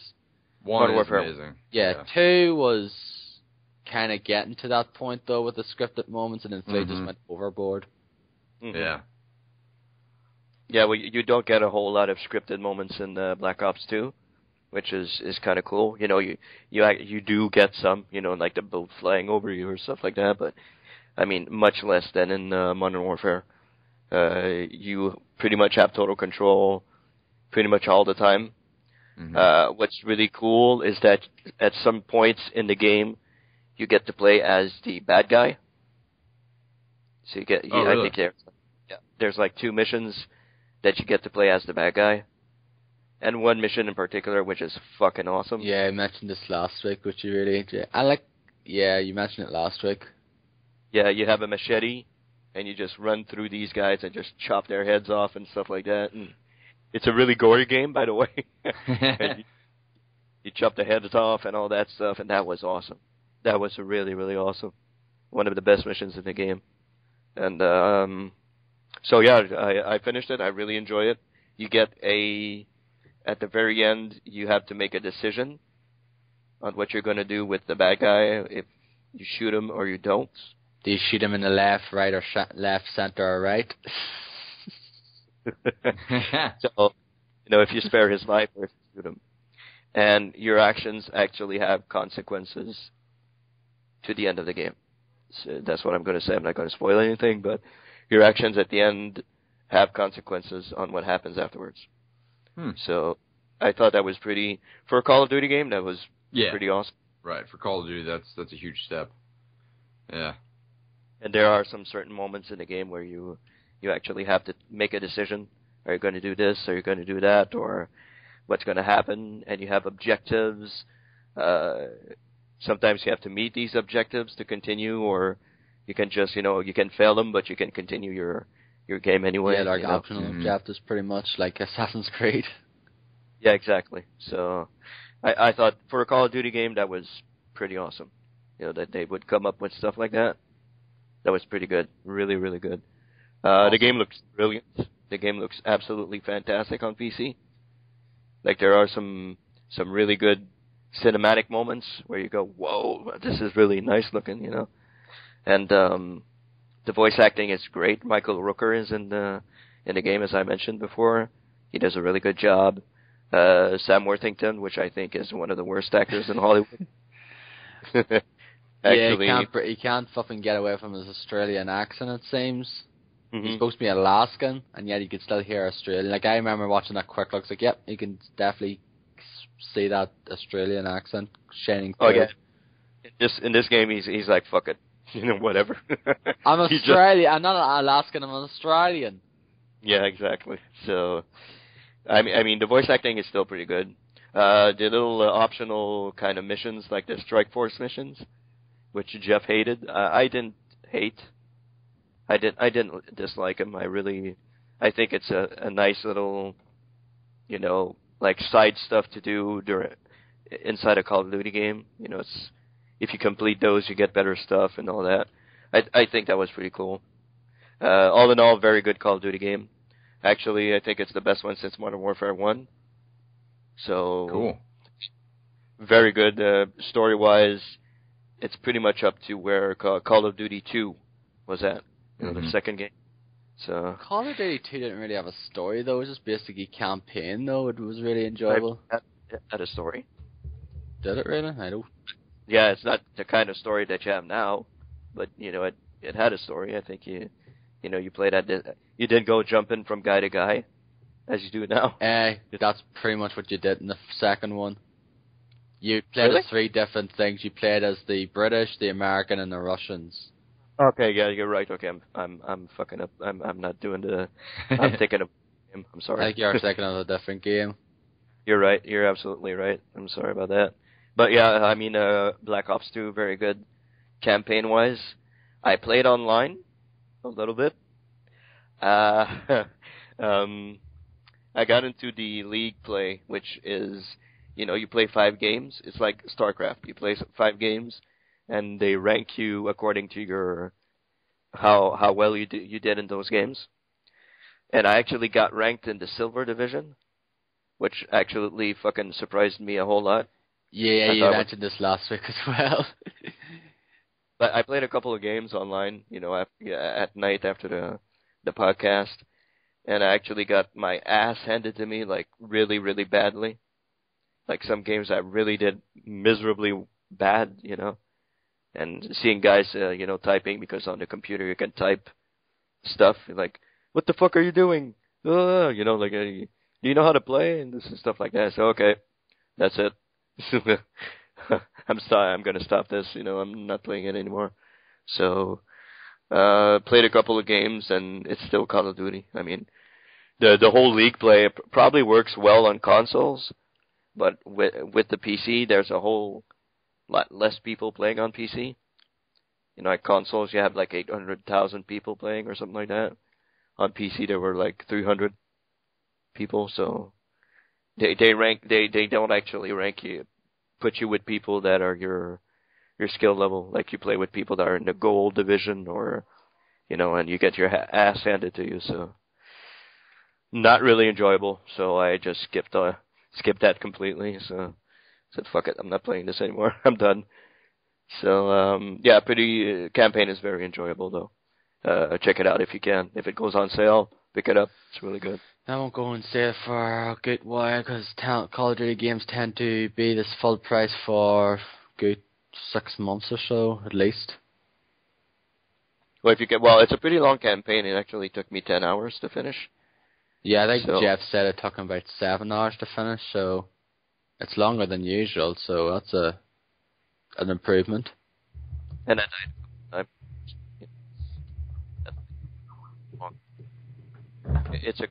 recommend.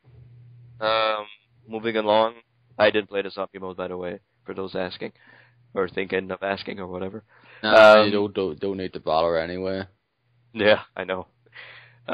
Played some Assassin's Creed 3. Actually started that after Black Ops. I don't know. I really don't know. Like, I'm like on sequence 2. And I'm like, I don't know. Yeah, just not a whole lot going on. It's slow. That's basically, everyone says it's slow, and you can definitely say it is slow. Like, I still thought it was pretty interesting anyway, but yeah, it is slow. Like, deliver these five mails, these 5 envelopes around the city. That's the most side mission that I've done so far. So I'm like, okay. Don't bother with the side stuff anyway until you get to sequence 6 when everything opens up. Like, there's not really anything much after that anyway. Okay. Like, the core missions and all that, there's the almanac pages as well. Like, there's 4 of them or something like that. There's like, don't bother with that stuff. Just wait until sequence 6 or whatever, and like, all that stuff's opened up then. Because the fact is, what's the point of doing that stuff when you're not going to play as that character? That's after true. a certain point. So, I'm not hating it. I don't hate it, but I don't know, it doesn't really feel like an Assassin's Creed game to me so far. So, it does look fucking gorgeous on PC, so I gotta say, it looks awesome. Especially when you're in the boat at the very beginning, you're traveling from England to Boston. Mm-hmm. That's really awesome. It looks really fantastic. I'll play more of it, probably have a different opinion down the line. I barely touched it, so can't really... Yeah, just focus on it. Just go through the main story stuff and try to get the sequence 6, and then basically the game opens up then. Okay. And see what your opinion is then. And you're unlike yourself, Darren, I am not going to fucking bother with the full synchronization stuff.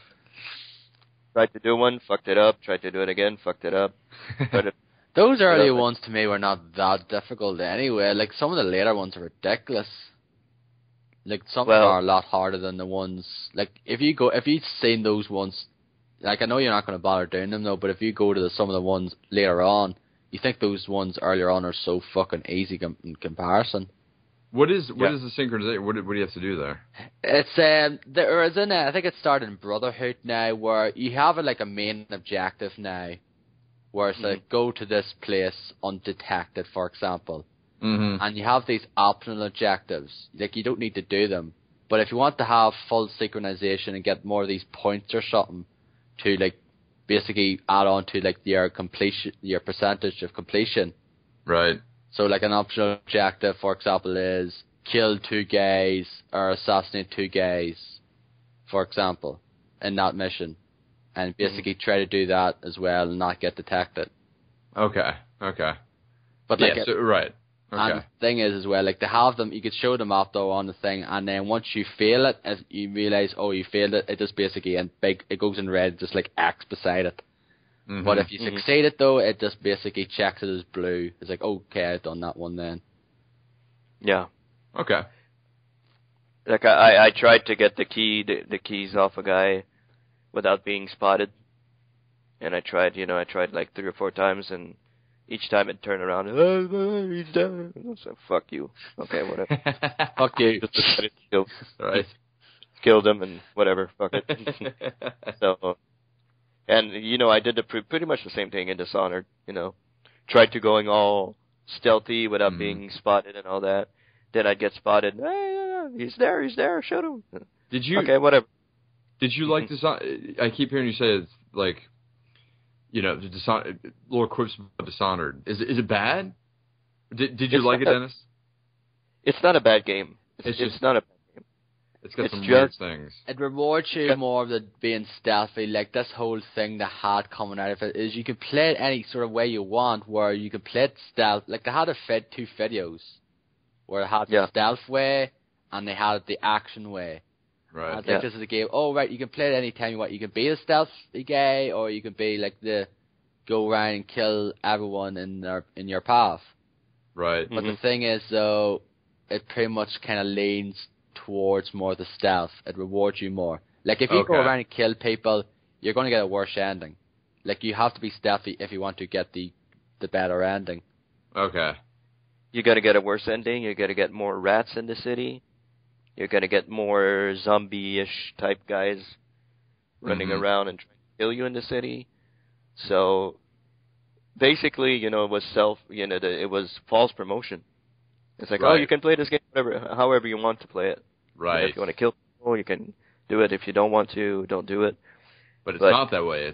They want you to be stealthy. Yeah. Wow. It's not gonna say game over if you kill someone. Right. But it's gonna punish you. It's gonna say, okay, you killed this guy. Here's like a ton of rats, more rats in the city. Right. Or so. Jeez. I don't know. It's not a bad game. Right. Very, it's enjoyable, but that whole, you have to be stealthy thing. I can't be stealthy for the life of me in any fucking game. So. Yeah, I have a really hard time with that too, dude. That's the same reason I'm not a huge fan of the regular Metal Gear Solid series. Mm-hmm. I have a problem doing that. Yeah, it's more difficult for me. My mind doesn't work that way. I always want to just kill everything. I want to kill everything. Yeah. Ready to murder. Exactly. And besides, aside from XCOM, I'm not going to be the type of guy, oh, I fucked up, reload. Oh, I fucked up, reload. Oh, I fucked up, reload. Yeah. I'm not gonna, that was me then with Dishonored.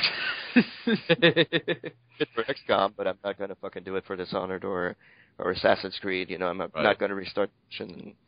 I got to do it. I got to get full synchronization. I can't be detected. Fuck that. Just going to run in there and shoot and kill people and I got you. Blade, all that. So yeah. Well, I don't know. I know people love doing the stealth thing. Dishonored's getting a huge praise. Yeah. People love that game and all that. I can understand that. People love Hitman. People love those types of games. Mm-hmm. I am not the type of game. I'm not the type of guy who's going to go inside, go in the game. Oh, if you get spotted, game over. Fuck that. Right. I don't. Yeah. So. Yeah. No, I'm totally on your side on that one. Yeah. So anyway, I played, as we said, a little bit of Need for Speed Most Wanted with Derek. We started off playing against people online, and all those fuckers that keep on smashing into you all the time. Mm-hmm. Trying to change your loadout, you're trying to change your car, and then boom, and it takes you out of the menu, and then you're like, oh fucking shit, right. Then you have to go back inside in the menu and try to change your loadout, and then bang, another guy Fuck, Jesus. It's really annoying. That was my problem when I played like at Edinburgh for like an hour or all. It was like I played a bit of the multi online. You played for an hour. You got like a whole shit ton of like speed cameras and shit. It's like, what the hell? I thought you didn't buy this game. Yeah, I would play like an hour, about an hour and a half or so. Like I had the 3 hours. I played it for like maybe an hour and a half, probably tops, maybe a bit more. And like it's a long time to play at a demo station. It wasn't a demo station. I told you, it's this gamer-based thing where you pay for like so many. Like there's these big fucking screens, and you sit down on a sofa. And basically, it's an HMV, right? Yeah, it's HMV gamer-based. It is. Like I never even heard of it until I seen that one in Edinburgh. I saw one day. Yeah, and you basically pay like X number of pounds for like access time. Like paid like £5 for 3 hours because. Oh, so it's like those PC cafes that they have in like Korea and stuff. Yeah, kind of like that. Yeah, there was like PC stuff over there as well, but like they have these big sort of screen, like these like sort of normal size screens nowadays. Like 30 odd inches, 40 inches, or whatever it is.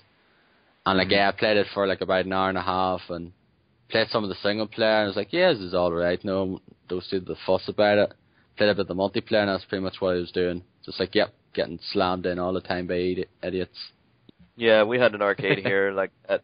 Pretty much, we back in the day, of course, we used to pay, I think it was $5 or $10, and you could play any arcade game as much as you wanted for 3 hours. We used to have that back. They do that nowadays in certain arcades around the country, because that's what I hear in like another podcast I listen to. That's what they do. Like this, like pay so many things, and you can have like access to all these arcade games like all day or whatever. Yeah. Really? I've never heard of that. That's amazing. God, I would have paid all kinds of stuff as a kid. Jesus Christ, I didn't know you could. But that's only recently. You can only do that now. That's a new thing.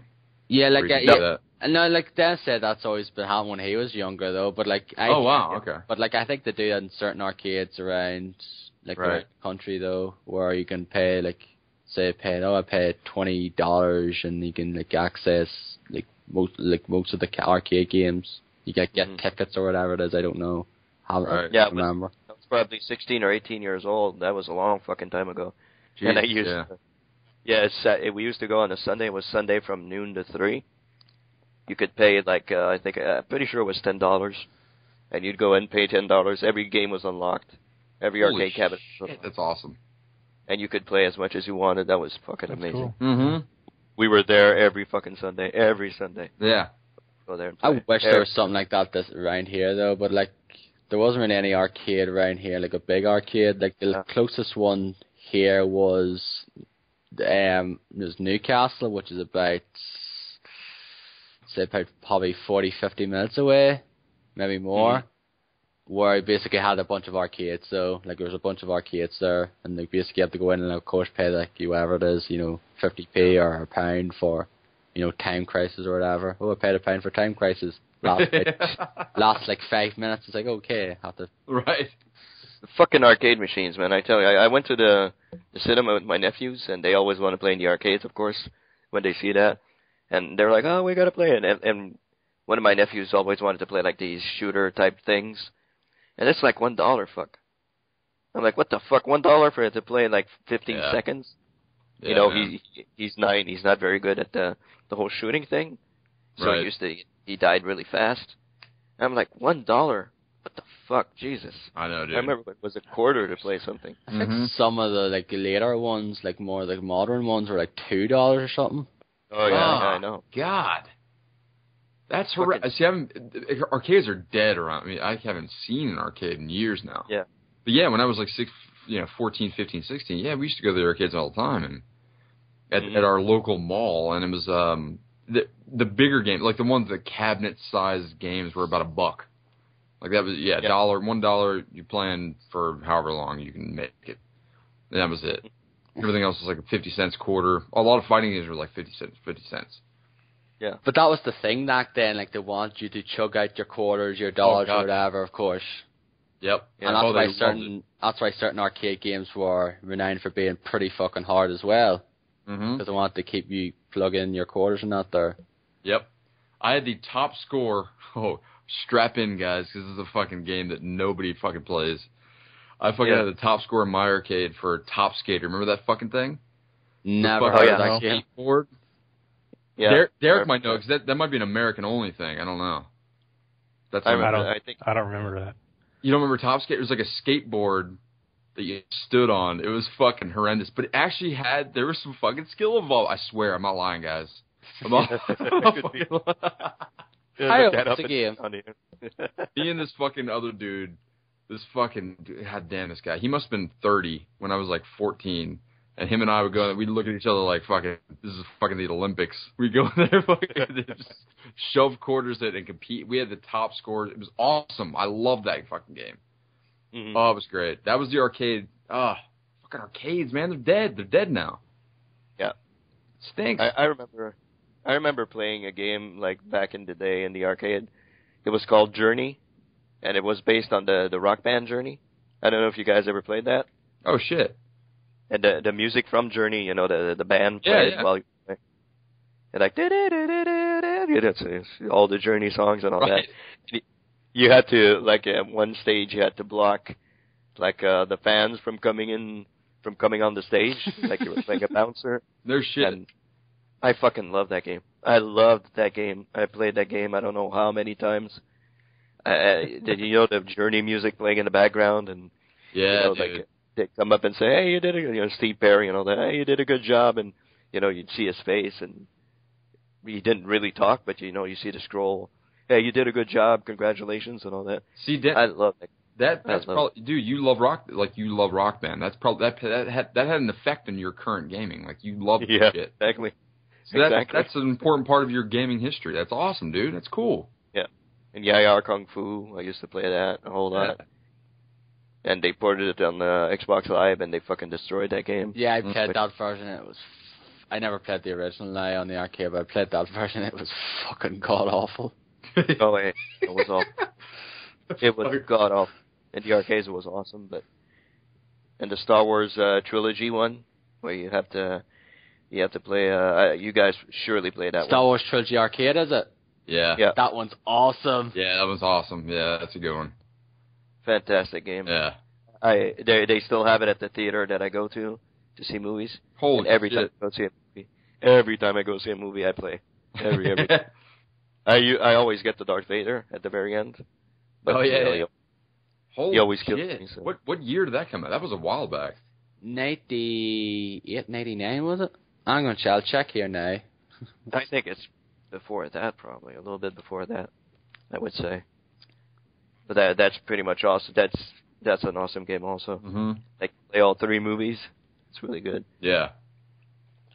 There's a whole bunch. I could go on and on and on with it. Oh, dude, I know. Well, there's Dennis, a whole bunch. You probably remember, I'm sure you remember the original, the OG fucking... 98. 90? 98. 98. Yeah. Okay.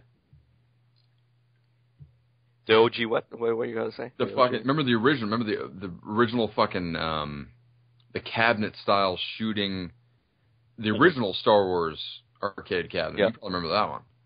Oh, yeah. I remember that. Dude, that was one of the first ones I played when I was a kid. I was a little kid and playing that. Mm-hmm. Oh, God. I remember the Tron one. The Tron. Dude. Yep. Great.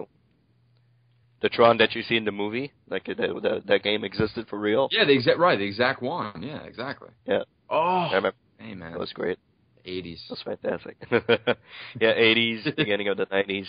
Right. Damn. Such a good time. Good time for music. Good time for games. Yep. Our kids are never gonna do that. They're never gonna see the arcade. Yeah. They're only gonna be playing this shit. They're only gonna be at home. They're gonna be talking on headsets, and they're not gonna be ever gonna go to an arcade. I don't swearing out the storm. Yeah, right. My kids are gonna be cussing their asses off. Yeah, you fucking little voices, tiny fucking prepubescent voices, fucking cussing at people. It's gonna be ridiculous. You fucking piece of crap. Like, okay. I find that entertaining as hell. Like, it's annoying as hell, though, but I just find it funny as well when you hear like 12-year-olds just cursing up a storm. You like that, Darren? I have a kind of mixed bag with that. Like, it's funny to me at the same time, but I'm like, these fucking little shits. Yeah. I have no idea. Yeah, they're like 12 or 11 and 12, and they fucking kick your ass at Call of Duty. Oh, that's... And you're like, fuck, man, what's going on here? Yeah, I hear it in Halo, and like I remember playing like Halo 2. Like I never played Halo 2 online until I got my 360 now. But like hearing like people there, and like Call of Duty as well, and all those ones. It's pretty much the shooters bring out the quote unquote best of the Xbox Live community. Yep. Yeah, exactly. Quote unquote. Yes, you're right. That is exactly what it is. But yeah, moving on, I guess, for my games that I played this week. Got to do the last ones really fast. Rock Band Blitz, went back into it. One of my favorite games of the year. Really entertaining, really fun. Downloaded a couple new songs for my ever-increasing library of Rock Band songs. I think I'm up to 280 songs now that I downloaded. Jesus. Something. So, yeah, just still really enjoy that game. And last but not least, Song Pop on Facebook. Which I play a whole shitload of every day, so still playing that game. Really love it. That's Dennis' surprise gear of the year. Oh, yeah. When I want to fuck up somebody, I send them pro wrestling songs, and they're like, they fail them all, and I get pretty much all of them. It's fantastic. I really love it. But yeah, another one of my favorite games of the year, I guess. But yeah, I guess that's it. That's what I've been playing this week. So nothing big coming out next week, right, guys? Well, Far Cry 3's coming out here on Friday, and the Wii U's out here on Friday. Yeah. But Aaron, are you getting that? I've got it pre-ordered though, but I'm not getting it until Christmas. I had a pre-order. I had to cancel it. I had one. Yeah, I've got like the Zombie U pack, which is like exclusive here, where you get the Wii U Premium one, you get the Zombie U, and you get the Wii U Pro controller. For perfect. £325, which I think £325. Oh my god. Yeah, which like it's £300 for like the premium one, right? Like Nintendo Land, but what you're getting like a Zombie U and you're getting like a Pro controller, which I still think is a pretty good price. Yeah. But you're not getting Nintendo Land now, but like it's the fact, like, I watched the quick look and it looks cool and all, but the fact is, I won't get the best out of that game with the multiplayer, because no one around here would play it. I got you. Yeah. You could get that to play with family during the holidays, but, that's pretty, No one around me plays games. Like, none of my family plays games. Well, my brother plays FIFA. Yeah. One of my brothers plays FIFA. Yeah. And but you can't get anybody, like, in the family to play some Nintendo Land? No, like my mother and father will never, like they fucking tried playing games years ago, like I remember playing Mario Brothers and the Alex Kidd and that there, but it sucked. Really? Actually, there was one game my dad really liked though, called Penguin Land for the Master System. He really liked that game. Mm-hmm. That was pretty much it. Well, if I get a Wii U, I pretty much think everybody's going to jump on board, and we're going to play some, Hence why I would like that stuff to be online, because I'm a loner with that kind of stuff. Like I wish Super Mario Bros. U was online. Fucking dare, man! You're fucking awesome, man. We gotta fucking. I love it. The self-deprecating stuff is great, man. You got steering balls with this stuff. It's great. Loser.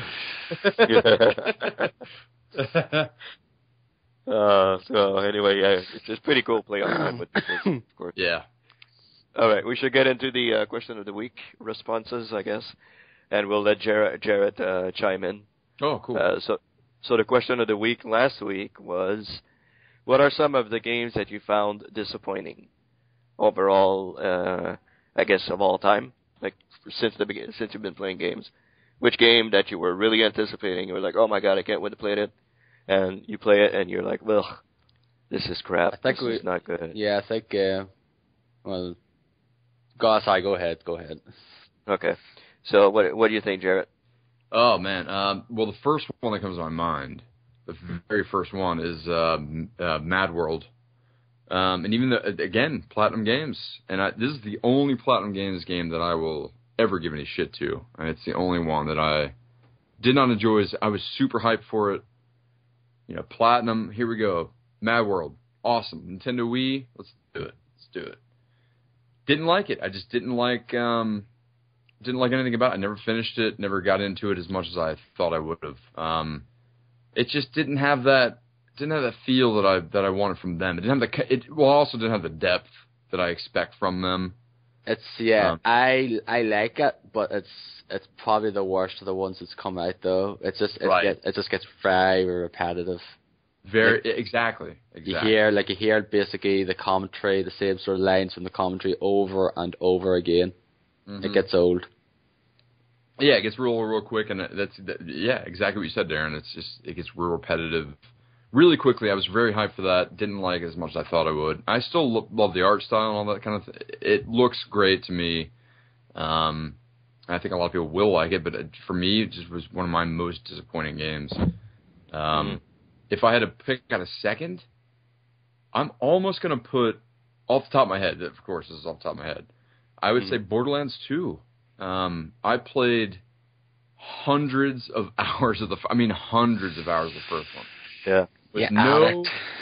Yes, dude. And there's just that loot. I don't know what happened. And this is something I've spoken to other people about in our community, about what happened with this one compared to the first one. And I think the first one, maybe it was just in me to because I love the loot system. That's why I desperately wanted to play Diablo. I love loot. I love the loot, getting new loot, better loot, and all that kind of thing. And this one just something about the farming. Like I had enough of farming. And with this one, with Borderlands 2, you have to farm a shit ton. You have to farm every boss. I mean, I still put in a good 80, 90 hours on 2, but that was farming one boss. I guarantee 20 of those hours were farming one boss for one weapon or one certain thing. And I lost it. I lost my passion for that. And that really... Is the game great? I think it is. I think it's a good game. I think it's a phenomenal game in its own right. It's more of the same, though, anyway. That's probably why some people thought it would be some bigger and better, though. And certain aspects, it is the better game, though, but it is... Get down to it, it is more of the same game. It's more of the same, exactly. I completely agree with that. It's more of the same. And just but I also think, you could go in and farm Cromerax, which is the loot boss from the first game. You could farm him and find good shit. Every single time you might have to do it a few times, but every fourth try, you're probably going to get something good. This one is you got to farm each individual boss for one weapon. For one individual weapon, and then even that weapon might not have good stats. It's holy shit! I can't spend 600 hours, trying to get one weapon that has good stats. I'm not gonna do. I'm not worried about that much. Not anymore. Mm-hmm. And maybe that's a personal, maybe it's not so much that the game itself is disappointing. Maybe it's just me being disappointed in the way they handled, that kind of loot system. That's my head. That's what I can think of right now. Yeah, that's what the topic is. I mean, a lot of people might find a game that you were disappointed in. They might find it really awesome. Mm-hmm. Like Darren mentioned Fallout 3, which I absolutely fucking love. Oh God, it's one of my favorite RPGs of all time. Yep. And he mentioned it. So I'm and I in return mentioned Oblivion, which Darren loves. To this day, it's still my favorite game of this generation. Wow, so wait. Darren said Darren didn't like Fallout. You didn't like Fallout 3, Darren? I thought it was disappointing because I was just expecting something like Oblivion. That's why. Because that came out after Oblivion. Because I spent over 150 hours in Oblivion, and I thought it was going to be Oblivion with guns or something like that, and it wasn't a way. But I didn't like the world really. I didn't like Washington D.C. I know it was a wasteland, but I didn't enjoy exploring that world that much. Mm-hmm. I got you, man. And it seems like it's two crowds. A lot of people love Oblivion like you do. And I'm definitely on Dennis's side where I love Fallout 3. I can't play Oblivion nowhere near as much as I can. I love Fallout 3. And that's just the difference. That's just the difference between two people playing it. Yeah, and there's people as well that didn't like Oblivion that much. That thought, I don't like Oblivion, but they love Skyrim. And I do not understand that whatsoever. Yeah, that's me. That's pretty much me. But that's a lot of people, though, as well, like yourself, Dennis. They love the Skyrim. And sure they improve certain things, but it's the same game. I don't know why you hate this game, but yet you love this game. It's the same fucking game at the core of it. It's not really the same game. It is. Well, here's my I problem. didn't even spend nearly enough. I only spent half the hours in Skyrim that I did on Oblivion. Half the hours? Yeah. Like 70 odd hours. I haven't even gotten all the achievements or anything like that now. Okay. Oblivion kills me with its leveling system. That would destroyed me. I was like, yeah, that's a lot of people's opinions because the fact is the enemies pretty much stack against you as well. Right. And it's also like you got to do certain things, like, and it's very specific. And if you fuck it up, you're done. Like if you fuck up like leveling this stat opposed to another stat, you gotta really think out that game. That game needs to be. That's probably the one thing I like Skyrim more though, is because the fact is you can level up any sort of thing, and that you would level up rather than you have to level up these certain specific skills in order to level up. Right. That's definitely I definitely can side with that now. That's definitely the one thing Skyrim definitely improved on with Oblivion. Right. Yeah, but I mean they're both great. I mean honestly, when it all comes down to brass tacks, they're both great. But anyway, on to the responses, Dennis. Yeah, I guess we should move on to the responses. Sorry. I thought Derek was going to say something there about Borderlands 2, but I guess not. So I like it. Yeah, Derek. The only thing I don't like about it is the people. Like, I'm disappointed in the people that I used to play it with. Played Borderlands 1, so I had to play I played the single player with Dennis all the way through once. Yeah. But, like, the real game starts when you get to high level and when you get all, like, the better loot. Exactly. And all that I've had to do by myself. And I have not experienced the farming problem because I just can't do it by myself. And I'm not going to play with random people. Right. Like I had, like in Borderlands 1, I had several people that I could play with, and they loved it. And like for some reason, they don't really have any interest in Borderlands 2, or their situations has changed where they don't have access to the game, or like so for George, I played with him a lot. He just doesn't have any interest in Borderlands 2 for some reason. I don't know why. Richard, he moved to some weird small town that has shitty internet, so he can't even really play online. No.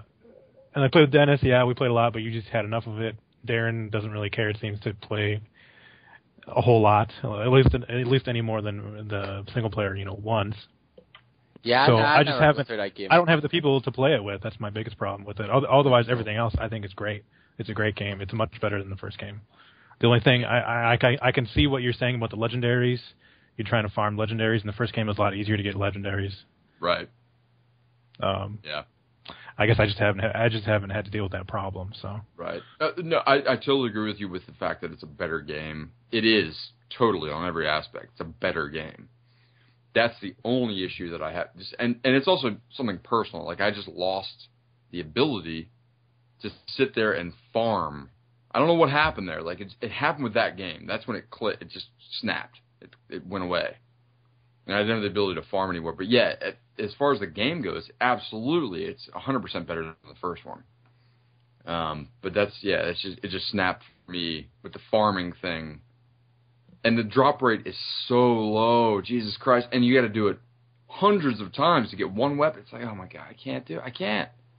Can't do it. And once you beat it, it's like, oh, shit. Maybe with the DLC. Here's what happened with the first one with me.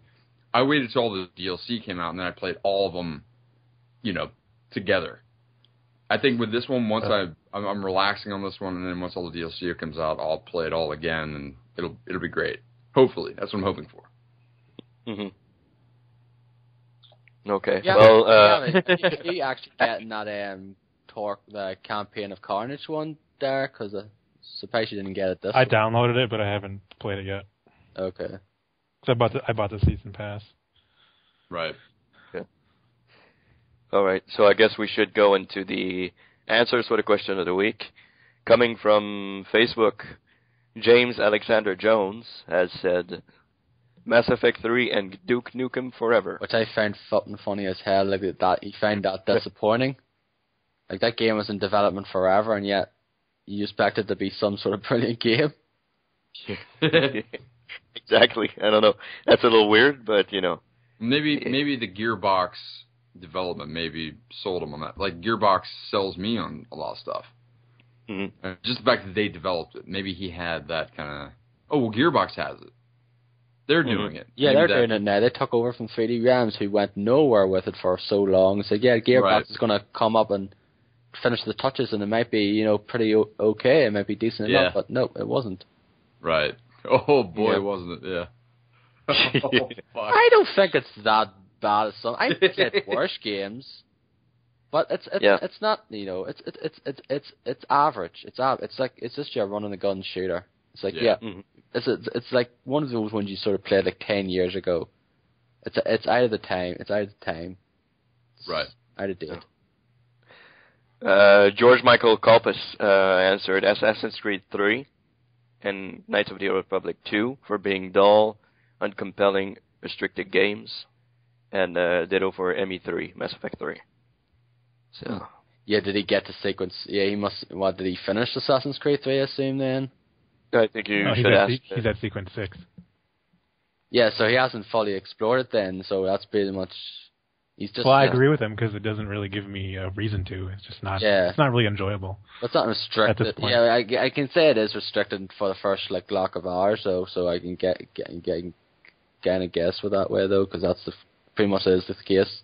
You don't experience all that stuff until you get to sequence 6, which is 6-7 hours into it. Jesus Christ, I don't know if I'm going to last that long, honestly. Anyway, that's his answers. I got, I'll say it in French because it's a French guy. Louis-Philippe Bousquet-Lemieux, which says European war games. I don't really get what he's saying there, but... I all like this stuff like medieval Total War and all that stuff, I assume. That's okay. Yeah. Company of Heroes, all them, that's, well... World War II, all them sort of games. So is that it? I don't know. I don't. Probably. Be more specific. Yeah. So I guess that's it. I guess George talked about Hitman Absolution, but he hasn't really played it, so I don't think we can actually count that one. So go ahead with Twitter. Didn't get any in Twitter. Oh, you didn't get anything on Twitter? Okay. So I guess, I don't know. Actually, I'll just check here now, but I don't think it did. I guess we should, question of the week, we'll think about it, or do we have something? Or I have nothing. Okay. I guess we'll think about it and we'll post it in regular places, Twitter and Facebook, and let you guys know about it. Okay, so I guess we should move on to stuff we've been watching this week. Let's start with our guest, Jarret. What have you been watching? Been watching. I actually finally got caught up on what everybody else is watching, which is pretty much Walking Dead. Mm-hmm. I have dude. I know. Oh, you haven't?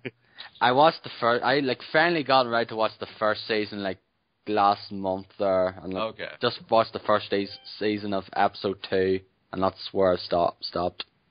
How you feeling about this? Do you want me to tell? I'd rather not. I'd rather not go into spoil. I'm one of those ones who doesn't really mind spoilers per se for certain things, though. But don't go into spoiler territory. No, I totally understand, because this one is every episode is almost is a huge jump. It's something major happens at pretty much every episode. So yeah, I totally get that. I'm caught up on that. I just watched the last one last night. Pretty late. I watched the latest one, 506, I think, or season 5, episode 6. Yeah, it's amazing. I was not caught up before, and then I caught up pretty recently and just powered through them. And it's amazing. God damn, it's amazing. It's a great show. Great show. I envision myself, because I just got a new shotgun, guys. So I'm envisioning myself shooting the heads off random individuals that I have known in my past that are now turned into zombies. Yeah. Yeah. So, well, I guess. Yeah. Go ahead, Dennis. Sorry. You've caught up on the season 3. Is it episode 6? Yeah, that's what he said. He said season 5, which is okay, season 5. Yeah. I didn't know if you were talking about the comic with her. Okay. So what season is it? 3. It's season 3. Yeah. Okay. So I'm looking at my FiOS thing, and it says 506. I'm assuming that meant 5, but it obviously meant 3. Probably a typo or something.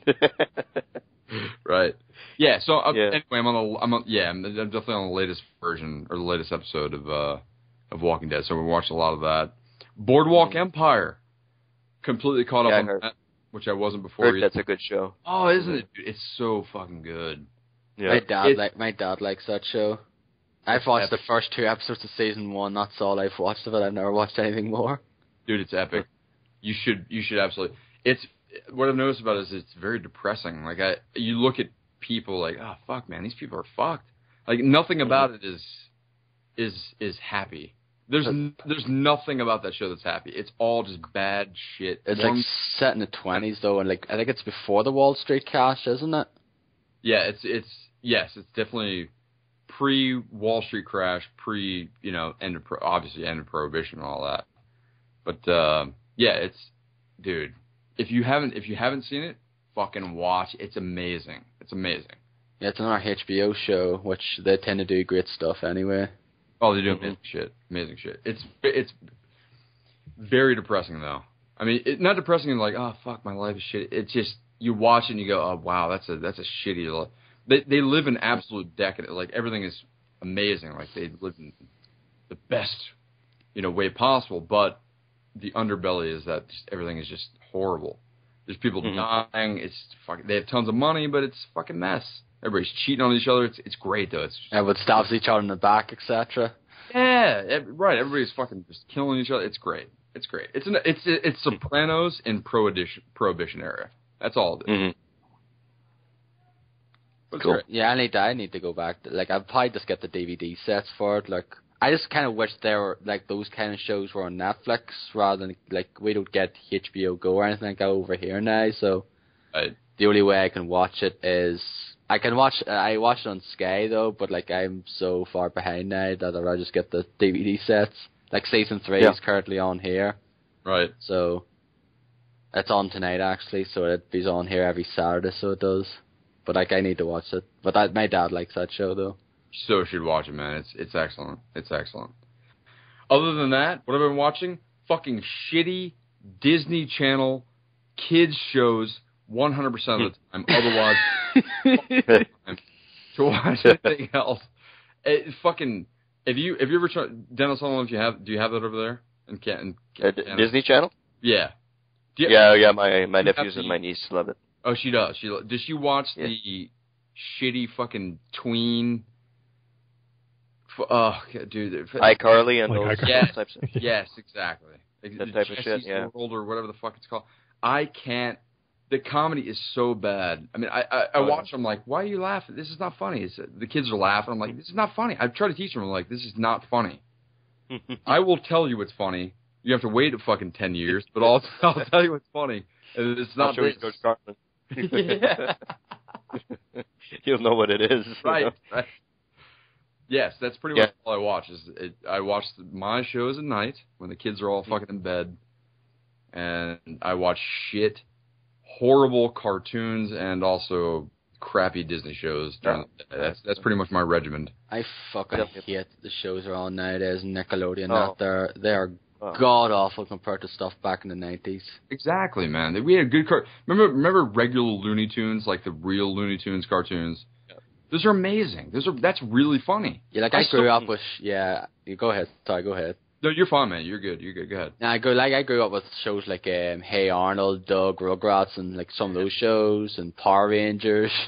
cheesy as it may be nowadays, but that's the stuff I grew up with. Now you have like iCarly and fucking Victorious and stupid shit like that. Like pretty much most of them are fucking the same thing. They're like so similar to each other. It's like exactly. If you watched one of them, you've watched all of them. Right. Yeah. They're fucking they all just suck my balls, dude. They're all terrible.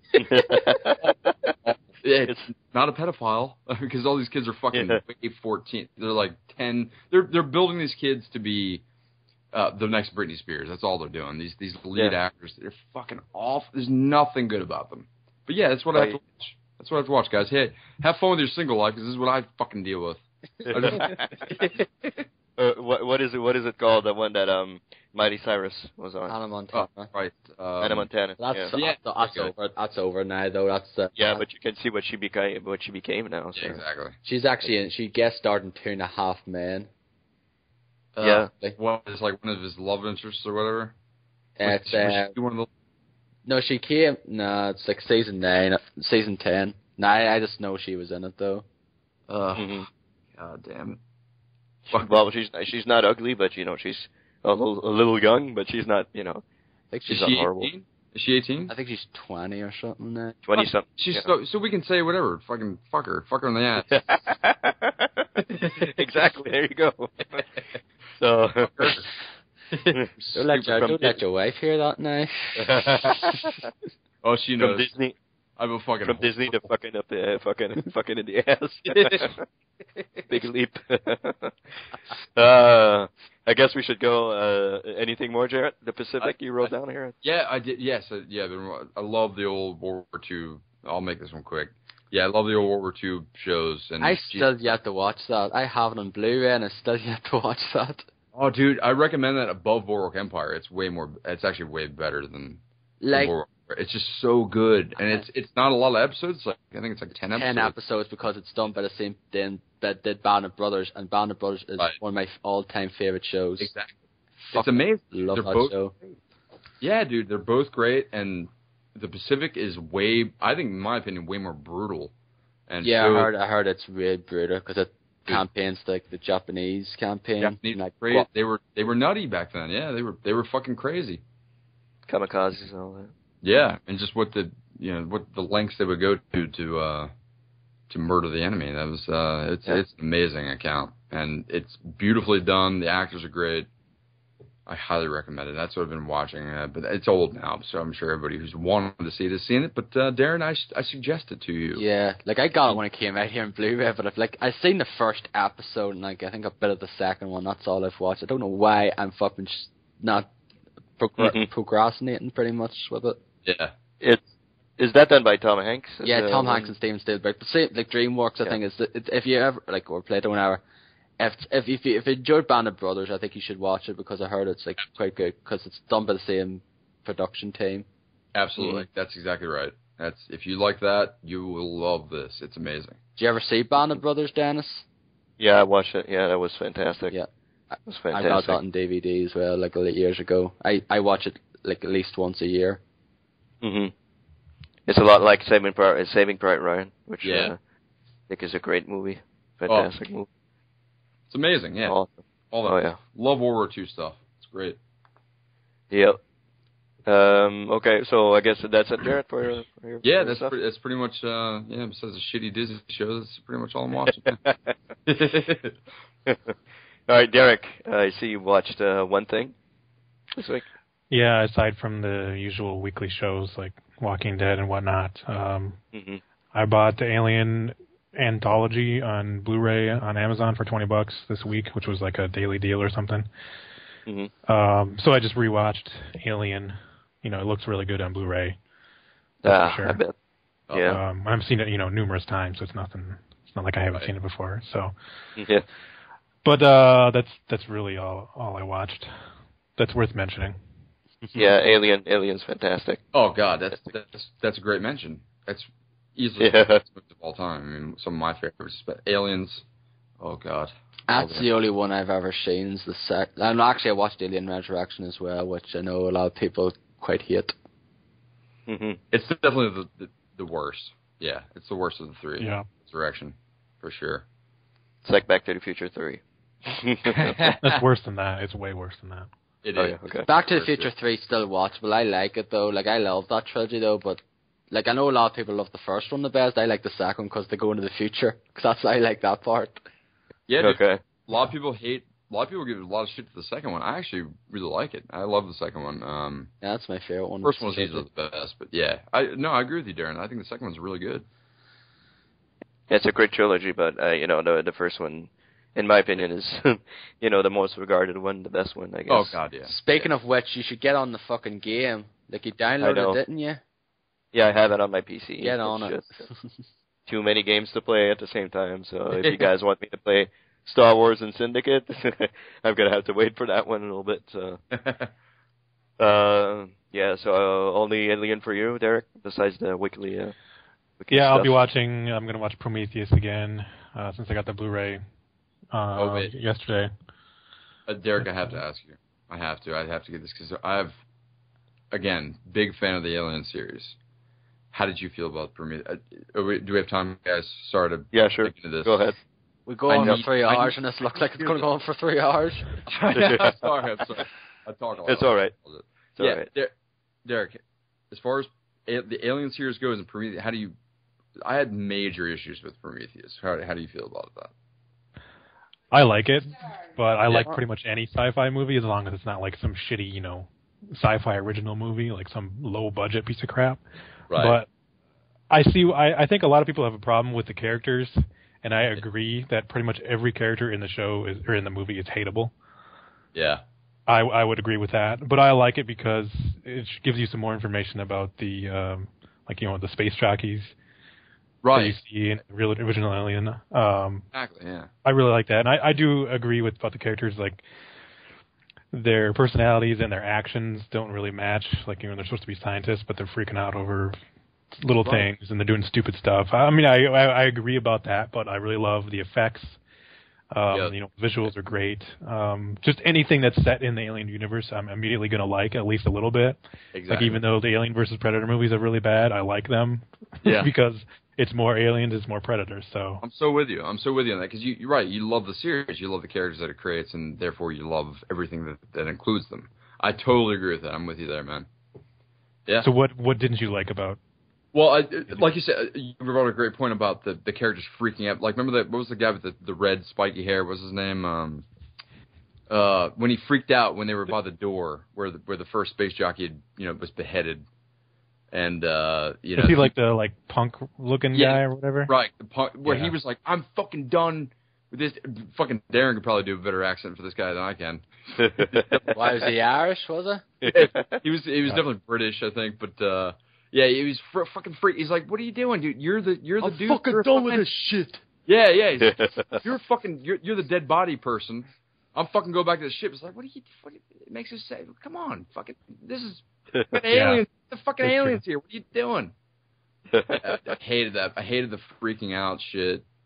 I didn't like that they really didn't go into more of the space jockey stuff. I really wanted to see more of the engineers, as they call them. Yeah, I had major issues with it, but I could go on for an hour with this.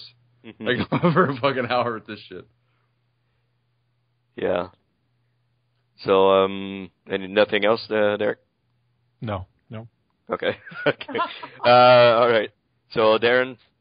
I've only been watching Best of King of the Ring on Netflix, so, like, the Best of the King of the Ring match. Well, not only the King of the Ring matches, but, like, matches that were on King of the Ring. Mm-hmm. Like the infamous Hell in a Cell match between Mankind and Undertaker. Which, if you go back to that match, and like that, it had, like, 2 big spots, but other than that, it's a very average match. It's not that great. Yeah, I know. And yet some people think that was a brilliant match. It's not. No, it's just because what happened. Because what happened, it's just those 2 spots, and that's it. Because Mick Foley was fucked after those 2 spots. Yeah. A tooth coming out of his nose and all that. Like, he was kind of fucking knocked out after that choke slam through the cell down to the ring. Mm-hmm. Because of the way the chair, like, rebounded on him and that there, pretty much kind of knocked him out a bit, but he fucking went through it. But that's pretty much all I've been watching, really, apart from, like, Frasier and, shows like that. Yeah. All right. So I guess I should chime in now. Watch The Walking Dead, of course. New episode. Getting quite interesting, especially what happens at the end. Mm-hmm. Someone died, I assume. Well, yeah, it was pretty much, episodic. Nobody died. Nobody died importantly, but, nobody important died, I guess. So, somebody we thought was dead was found. So, that's kind of... Yep. But very joking. I know I know that character. That's all because it's from the first season. I left him to pretty much die in turn. Okay, yeah, no, not him. He's probably long gone by now. Yeah. So yeah, that's still awesome. Compared to season 2, this season is just phenomenal. I mean, it's really, really good. It is good.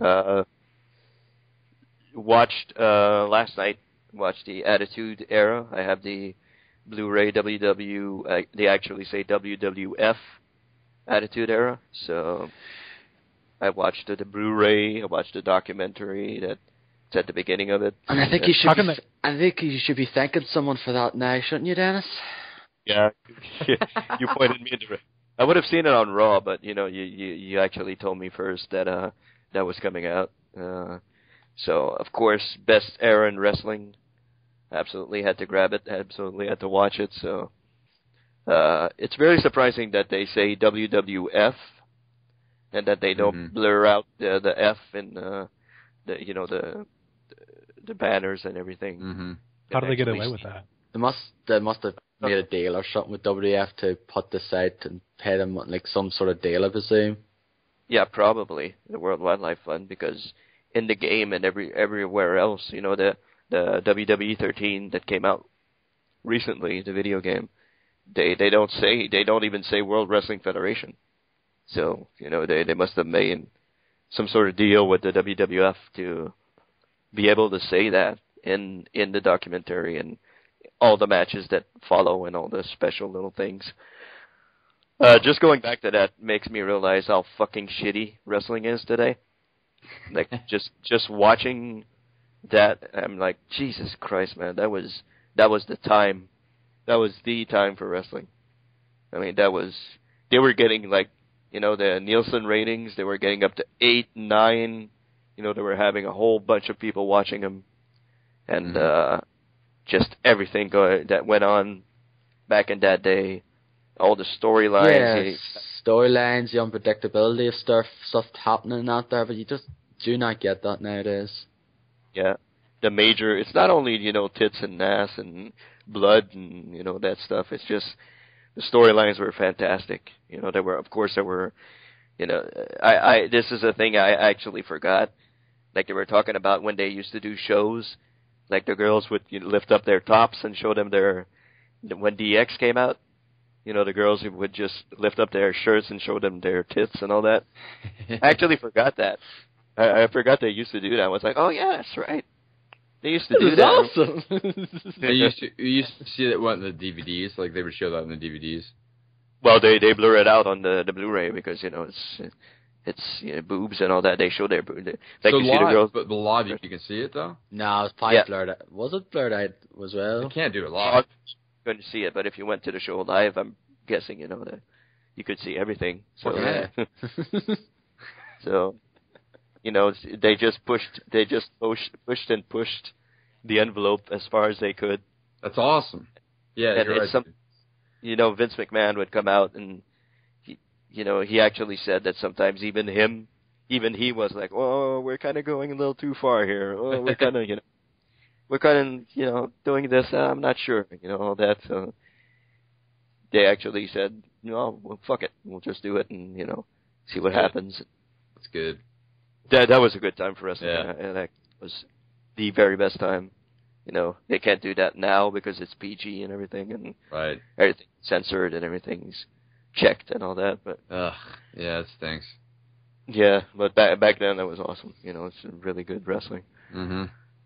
And a little off from the watching thing, I've gotten the Walking Dead Compendium 1, which is all the comic books. I guess the first 48 issues. 48 issues? Yeah. Okay, the first 48 issues all in one big book that I got. Read up to finished chapter 1 of that, and surprisingly very good. I haven't read a comic book in I don't know how long, so back to read comic books like this was like yeah, cool.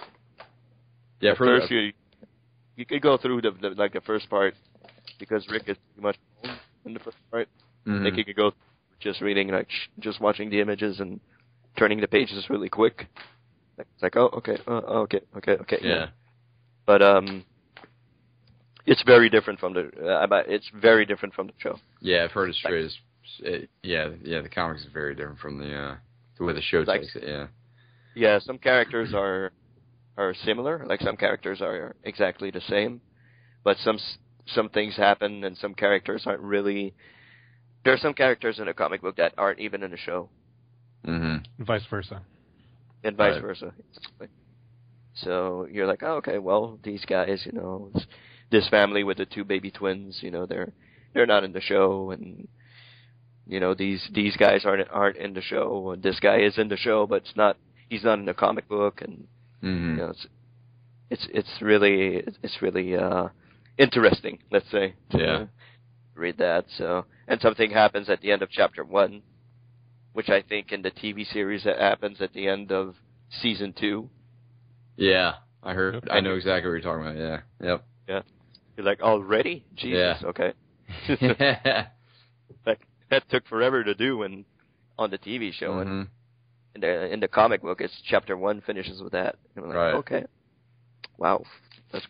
Because they can't rush it along now, or else they're going to run out of stuff to do. They'll keep get up to date then with the comics then, and like what they're going to supposed to do then. I mean, they'll have to go slow though, so they'll have plenty of content though. But you're going to see if up in season 20 now, or what of this show? Yeah, they're all going to be old by then. Like the little kid is going to be like 30, 20. What on? Wearing the cowboy hat and the Yeah. I don't know what they're going to do with the TV show, but the comic book's really interesting. It's really getting really liking it. So that's what I've been watching. I forgot to mention I watched True Blood, but no one cares. Yeah. I'm surprised you didn't go out to see Twilight. Yeah. I've only watched the first one. You don't like the sparkly vampires? Is that what it is, Darren? I prefer gory vampires. I prefer True Blood vampires. You don't like the ones, that pretty much wear tights and fucking run around dancing. You don't like that, right? No, because nobody else does either. It's fucking ridiculous. Little girl. Some people love Twilight though. Not anybody above 16. None of us like it. I like that. I didn't mind the first film though, but it's like I never seen the other ones though, but I heard they're worse. Yeah, you're right. But anyways, people like that kind of thing. My sister dragged my brother-in-law to see it last weekend, so it's like, okay. That's true. My sister likes it as well. She's 2 years younger than me, and she likes it. So I guess I can't say it's teenagers only. No, there's fucking middle-aged women love that stuff as well. Oh yeah, dude. Yeah. Because of the guys and all that, but Yeah, right. Yeah. Like the 2 dudes. What, stoic face Robert Pattinson? Yeah. Stoic face. Yes. That's exactly right. So I guess that does it for the show. But we're gonna go. What are we going for now? We'll do the topic discussion for this week is, of course, one final episode 5 of a video game that me, Darren, and Derek have been playing a whole lot this year. Probably, I would say, one of our favorites of this year. One of our favorite video games of this year. I don't like it. It's crap. Okay, get out. Okay. So, no, it's nice. It's in my top 3 favorite games of this year. It's a fantastic game. Of course, talking about Walking Dead, and episode 5 came out this week, or last week if you prefer. And all 3 of us have played it, and we all have, as usual, we will go through the very short episode, I guess, that came out. Yeah, I finished in about an hour 45 minutes. I'll take it, I guess. It took me way less than that. I think I finished it just over an hour. But like I went around talking to the people and all that there, and it still took me, that's how long it took. Did you die? Yeah, I died a few times. I died once, only one time. I didn't die this time. No. No. I died at the very end, which we'll get to. Of course, I have to warn everybody that we are going to talk at length about episode 5. So, if you don't want to be spoiled, fast forward maybe I'd say 20 minutes. Probably longer than that. Or just stop listening. Just stop listening now, because this will be the end of it, pretty much. If you just want to say, the plugs and all that there at the end, so it just doesn't matter. If you want to just cut it off here, go ahead, because we'll be going into major territory. Yeah, so Jarret, get lost. Yeah. But I don't think Jarret's played the game, so and maybe by the time he gets around to it, he'll have forgotten everything. So. You should. It's worth playing, though. So, I mean, if you have any interest, I would recommend not being spoiled. Yeah. Well, if you watch the show, you should play it. It's very good. Yeah. It's better than the show. Yeah, it's better than the show. Oh, wow. Okay. I need to play It's not as good as the comics, but it's up there. It's close. Mm-hmm. Yeah, it's pretty close. So, I guess we should go with, I played it last night. I guess I remember a little bit more than you guys. I don't know if you can correct me as I go along, probably, because I know I'm going to fuck it up. But you start off, you're at the where the other guys were. What was it, Larry? Bomb shelter thing. Yeah, Infected or whatever they were called, or whatever it was. Yeah, apparently. So you're there. I was alone because I like to know your experience now, Des, because you're all alone. Yeah, I went alone to the bomb. I know you could bring, the entire cast along with you, but I went alone. I was alone there. So he comes on the radio, and I guess it starts from there, right? Yeah, it starts there where whatever choice you made, he says that. When I said don't hurt her, whatever the last option was in the previous episode, basically he says whatever that response was. Exactly. So then I guess you go around trying to find an exit. Yes, you go trying to find an exit because the zombies come by, and you basically the other ones like Omid, Krista, and Ben and my team try to hold it back. And then you have to try to look for an exit, yeah. Okay, well, I didn't have anybody with me, so I went and grabbed something, and I blocked the door with that. Then I went around and got the, I guess the body pliers or something like that, the thing to open the body up. Which spreader. Yeah, exactly. So I used that to open the door. I guess that's pretty much... The elevator, yeah. The elevator door, yeah. I guess that's pretty much what everybody does, right? Yeah, that's what you do, yeah. Mm-hmm. So then I fainted. Then you kind of wake up afterwards. And then I was like, where am I now? Yeah, that threw me off a little bit because you kind of faint and you come back up and you're in the exact same place. Right after you opened the door a little bit. And I guess you get to the first choice, which is, did you cut off the arm that was infected? Yeah, the arm that was bitten, that was infected. So, what did you guys choose from there? Darren? I cut it off. Cut it off, Derek? Okay. Darren? That was pretty brutal, too. I kept it on because I knew for a fact, there's no point anyway where he cuts it off. It's not going to end. It's just basically going to end the same way anyway. So basically let him have his whole limbs together rather than being flipping amputated. Mm-hmm. I cut it off also. You had to do it by yourself, though. That's rough. Yeah. Yeah. So I actually, you go the same, if you guys have played Heavy Rain, where you actually have to cut off the finger there. Well, this time you have to cut off the arm, and you pretty much have to do it again by pressing the button and going cutting off. Everything just rips off, and so that was a really really bad experience. So yeah, that's a pretty. That's interesting because when I had people. It was Krista that was cutting my arm off. All I had was dialogue options. I didn't have the option I didn't have to do like a QTE or anything. Mm-hmm. I just said, like, I could say, "Oh God," or or just have like a scream or something. It's kind of funny, but that was really kind of brutal. Yeah, it's not really a QTE. It's just you press a button, and he Well, cuts. I didn't have to do that. So you see I see what you everything mean. tear. So, like when you were cutting off the guy's leg with the bear trap on it, it's kind of like that, I'm sure. Yeah, exactly. Yeah, you just press a button, he cuts it off, and then I think he falls down. He faints again. You think you'd bleed out right away if you're fainting? If you faint, don't have time to wrap up your wound or anything. Yeah, because that's the fact that the guy that I've seen people who far-fetched. I've seen people who chose like the option for him when he was amputated. Just weird seeing him like bandaged with like the half the arm then. But like that's when if you had people with you basically saying, "Are you all right and all that there? Are you sure? Like, are you all right?" And he's basically say whatever your response is. Like, I'm fine. It's like this is getting worse or whatever. And then basically they kind of sort of persuade you, like, you should remove the arm. Would that like actually help? It's pretty much what if you're with people, that's pretty much what you got with that on that side of things, rather than on your own. Okay. Yep.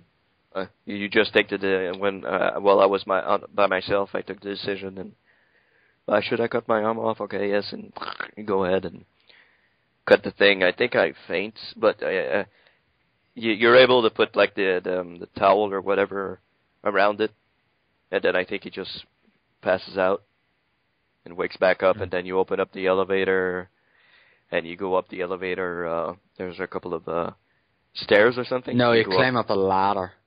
Okay, well, yeah, ladder. Which I don't know how the hell you can climb up with one hand. That's going to be hard. Just slow. Yeah. Yeah, you did it slower. So you climb up, then you get to the roof, and to the roof of the hospital, I guess. And then you look around what you can do. The zombies are everywhere around the hospital. You're trying to find a way to get out of there. Then you have to jump to the bell. Well, not jump first, but you cross to the bell tower with the ladder. Like I knew the fucking ladder was gonna break. You pretty much know it's gonna fucking give, and you're gonna have to do something. So you're crawling on the ladder, and all of a sudden, it just breaks, and you have to press the button to jump inside the bell tower at the correct time. So I did that on the first go, which fucking surprised me. I thought it was gonna fuck it up. So, you jump in the bell tower, ring the bell, so the zombies go all on the same side, so you can escape. And then you have to jump back to the other side without a ladder.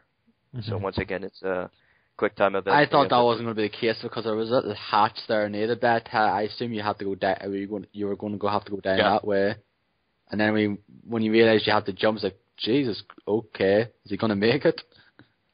Yeah, I was wondering myself. I was like, geez, he's probably going to miss this.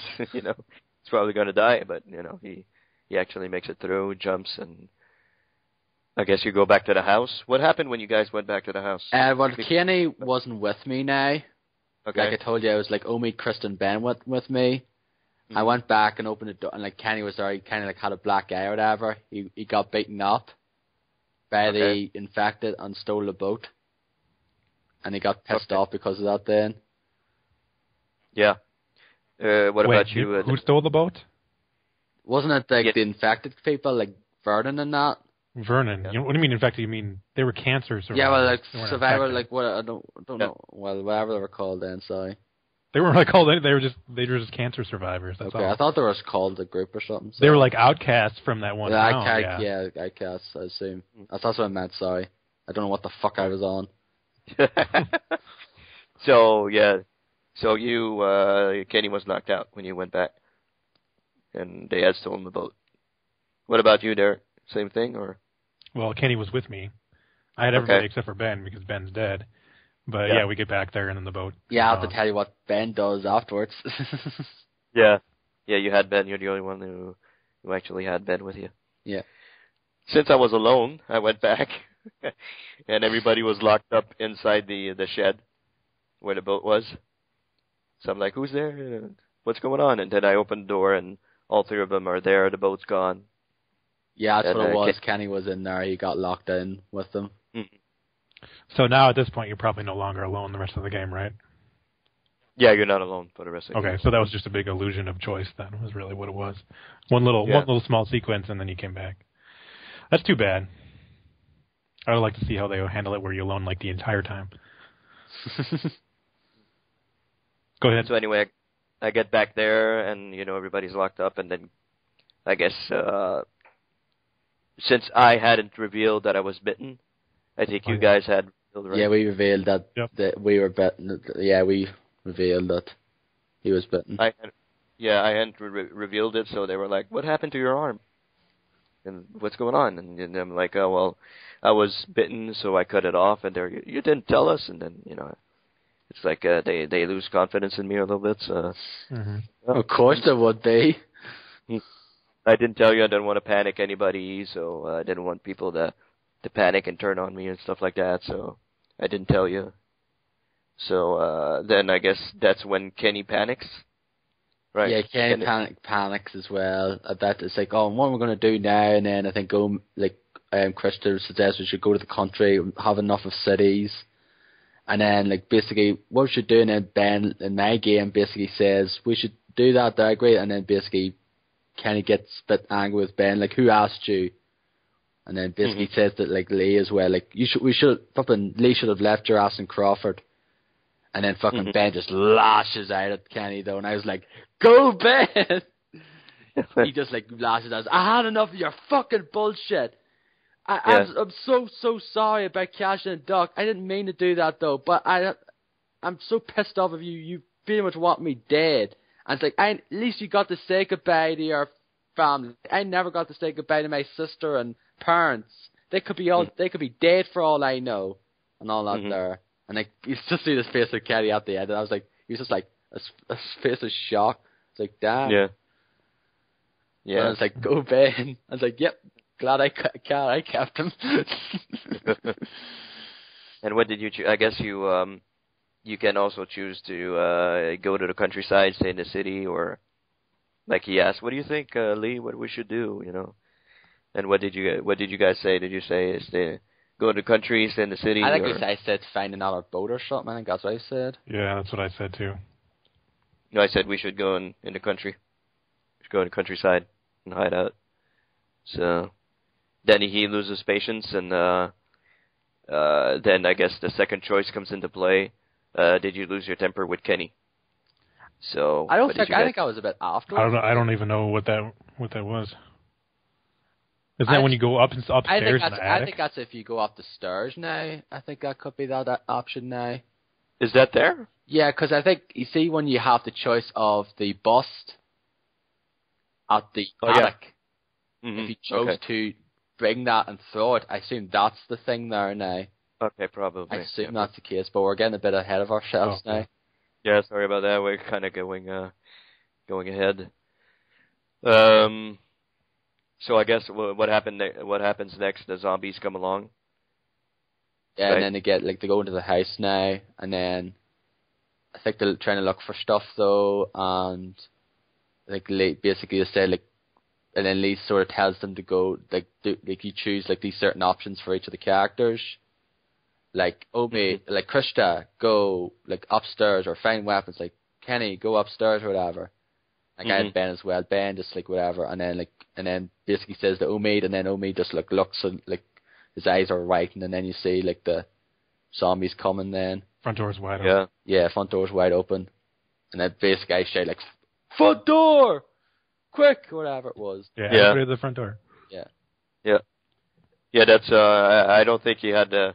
It didn't really matter who you sent there, right? No, I don't think so. I don't think so. It's kind of a pointless dialogue option there. Yeah.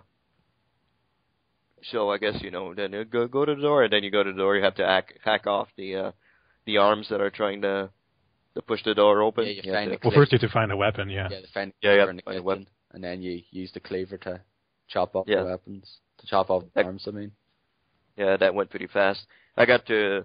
My screen was pretty much almost red when I chopped off the last arm.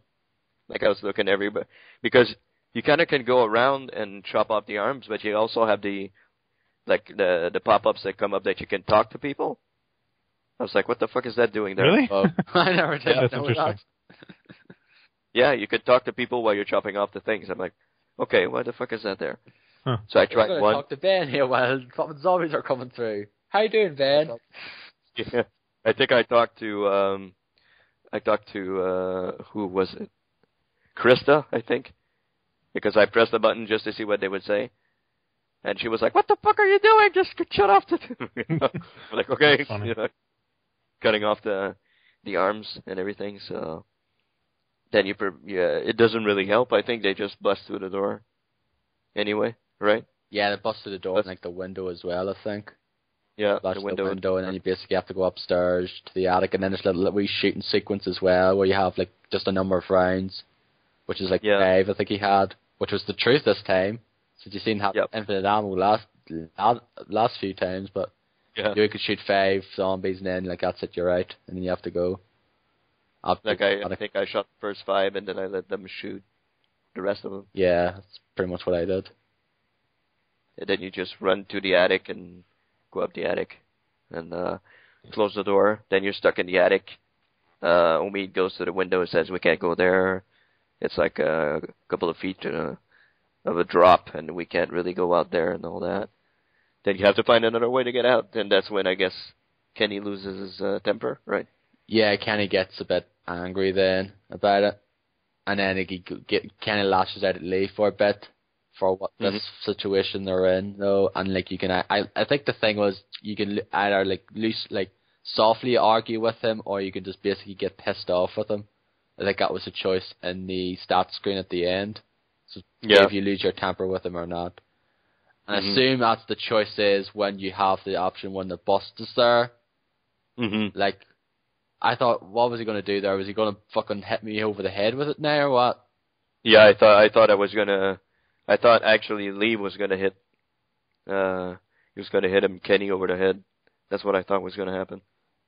But like, yeah, if he chose to throw it, like, no. But the thing is, like, it doesn't really matter though. Like, you can choose to throw it though and like smash it though, or like I didn't know what I was gonna do. I just basically let it slide, and like Kenny picked it up and then just threw it at the wood the wall, and then like revealed a crack there. Then it's like, oh right. I picked it up and I threw it. I'm the one who threw it. I picked it up and threw it too. Yeah. So, is it there that you have to... I didn't realize that was a choice. I was like, okay. I don't know if that was the like choice now, but that was like the choice. Like, I don't know if that was the area. Like, that was the point of what the choice was, but I assume it could be. I don't know. It probably is, yeah. Yeah. Like, all the other ones are so, like, yeah, all the other ones are definitely, you definitely know what the choices are after looking them up again. That one was the only one I don't really know when it was. Yeah. So I guess we should talk. We should say what we chose. I don't know when. I basically said in mine when I looked, I said you softly argued with Kenny, so that was the one I chose. Although that's the one I assume I chose anyway, because fortunately for myself and Derek, the choices screen at the end was glitched. Okay. Yep. So I have no idea what what my official choice there was, but I'm assuming that I lost my temper. I don't know for sure though, because I threw that thing. I lost my temper. I lost my temper with him. It says 71% here on my screen. So as for Lee's arm, it says 70%. You and 70% cut off the arm. So I guess that's a whole lot of people. Jeez, I seem to be in the minority thus far. Yeah. So, I guess then it goes on. You get out of there. You stay on the roof. Yeah, you see, you go on the roof, and you actually talk a while. Then, while people, Kenny whacks the thing away and tries it, and then Omid goes, and then to the point where you talk with Omid and Krista, and try to basically, if you find Clementine, you can actually ask them to look after her or what, which I chose. Yeah, I said find her a good family. I didn't say them. That's what I said. Perfect. I chose them to look after her. Okay. I don't want them to look after her because I don't really know anything about them. Yeah. Exactly. So I said find somebody to take care of her and stuff like that. So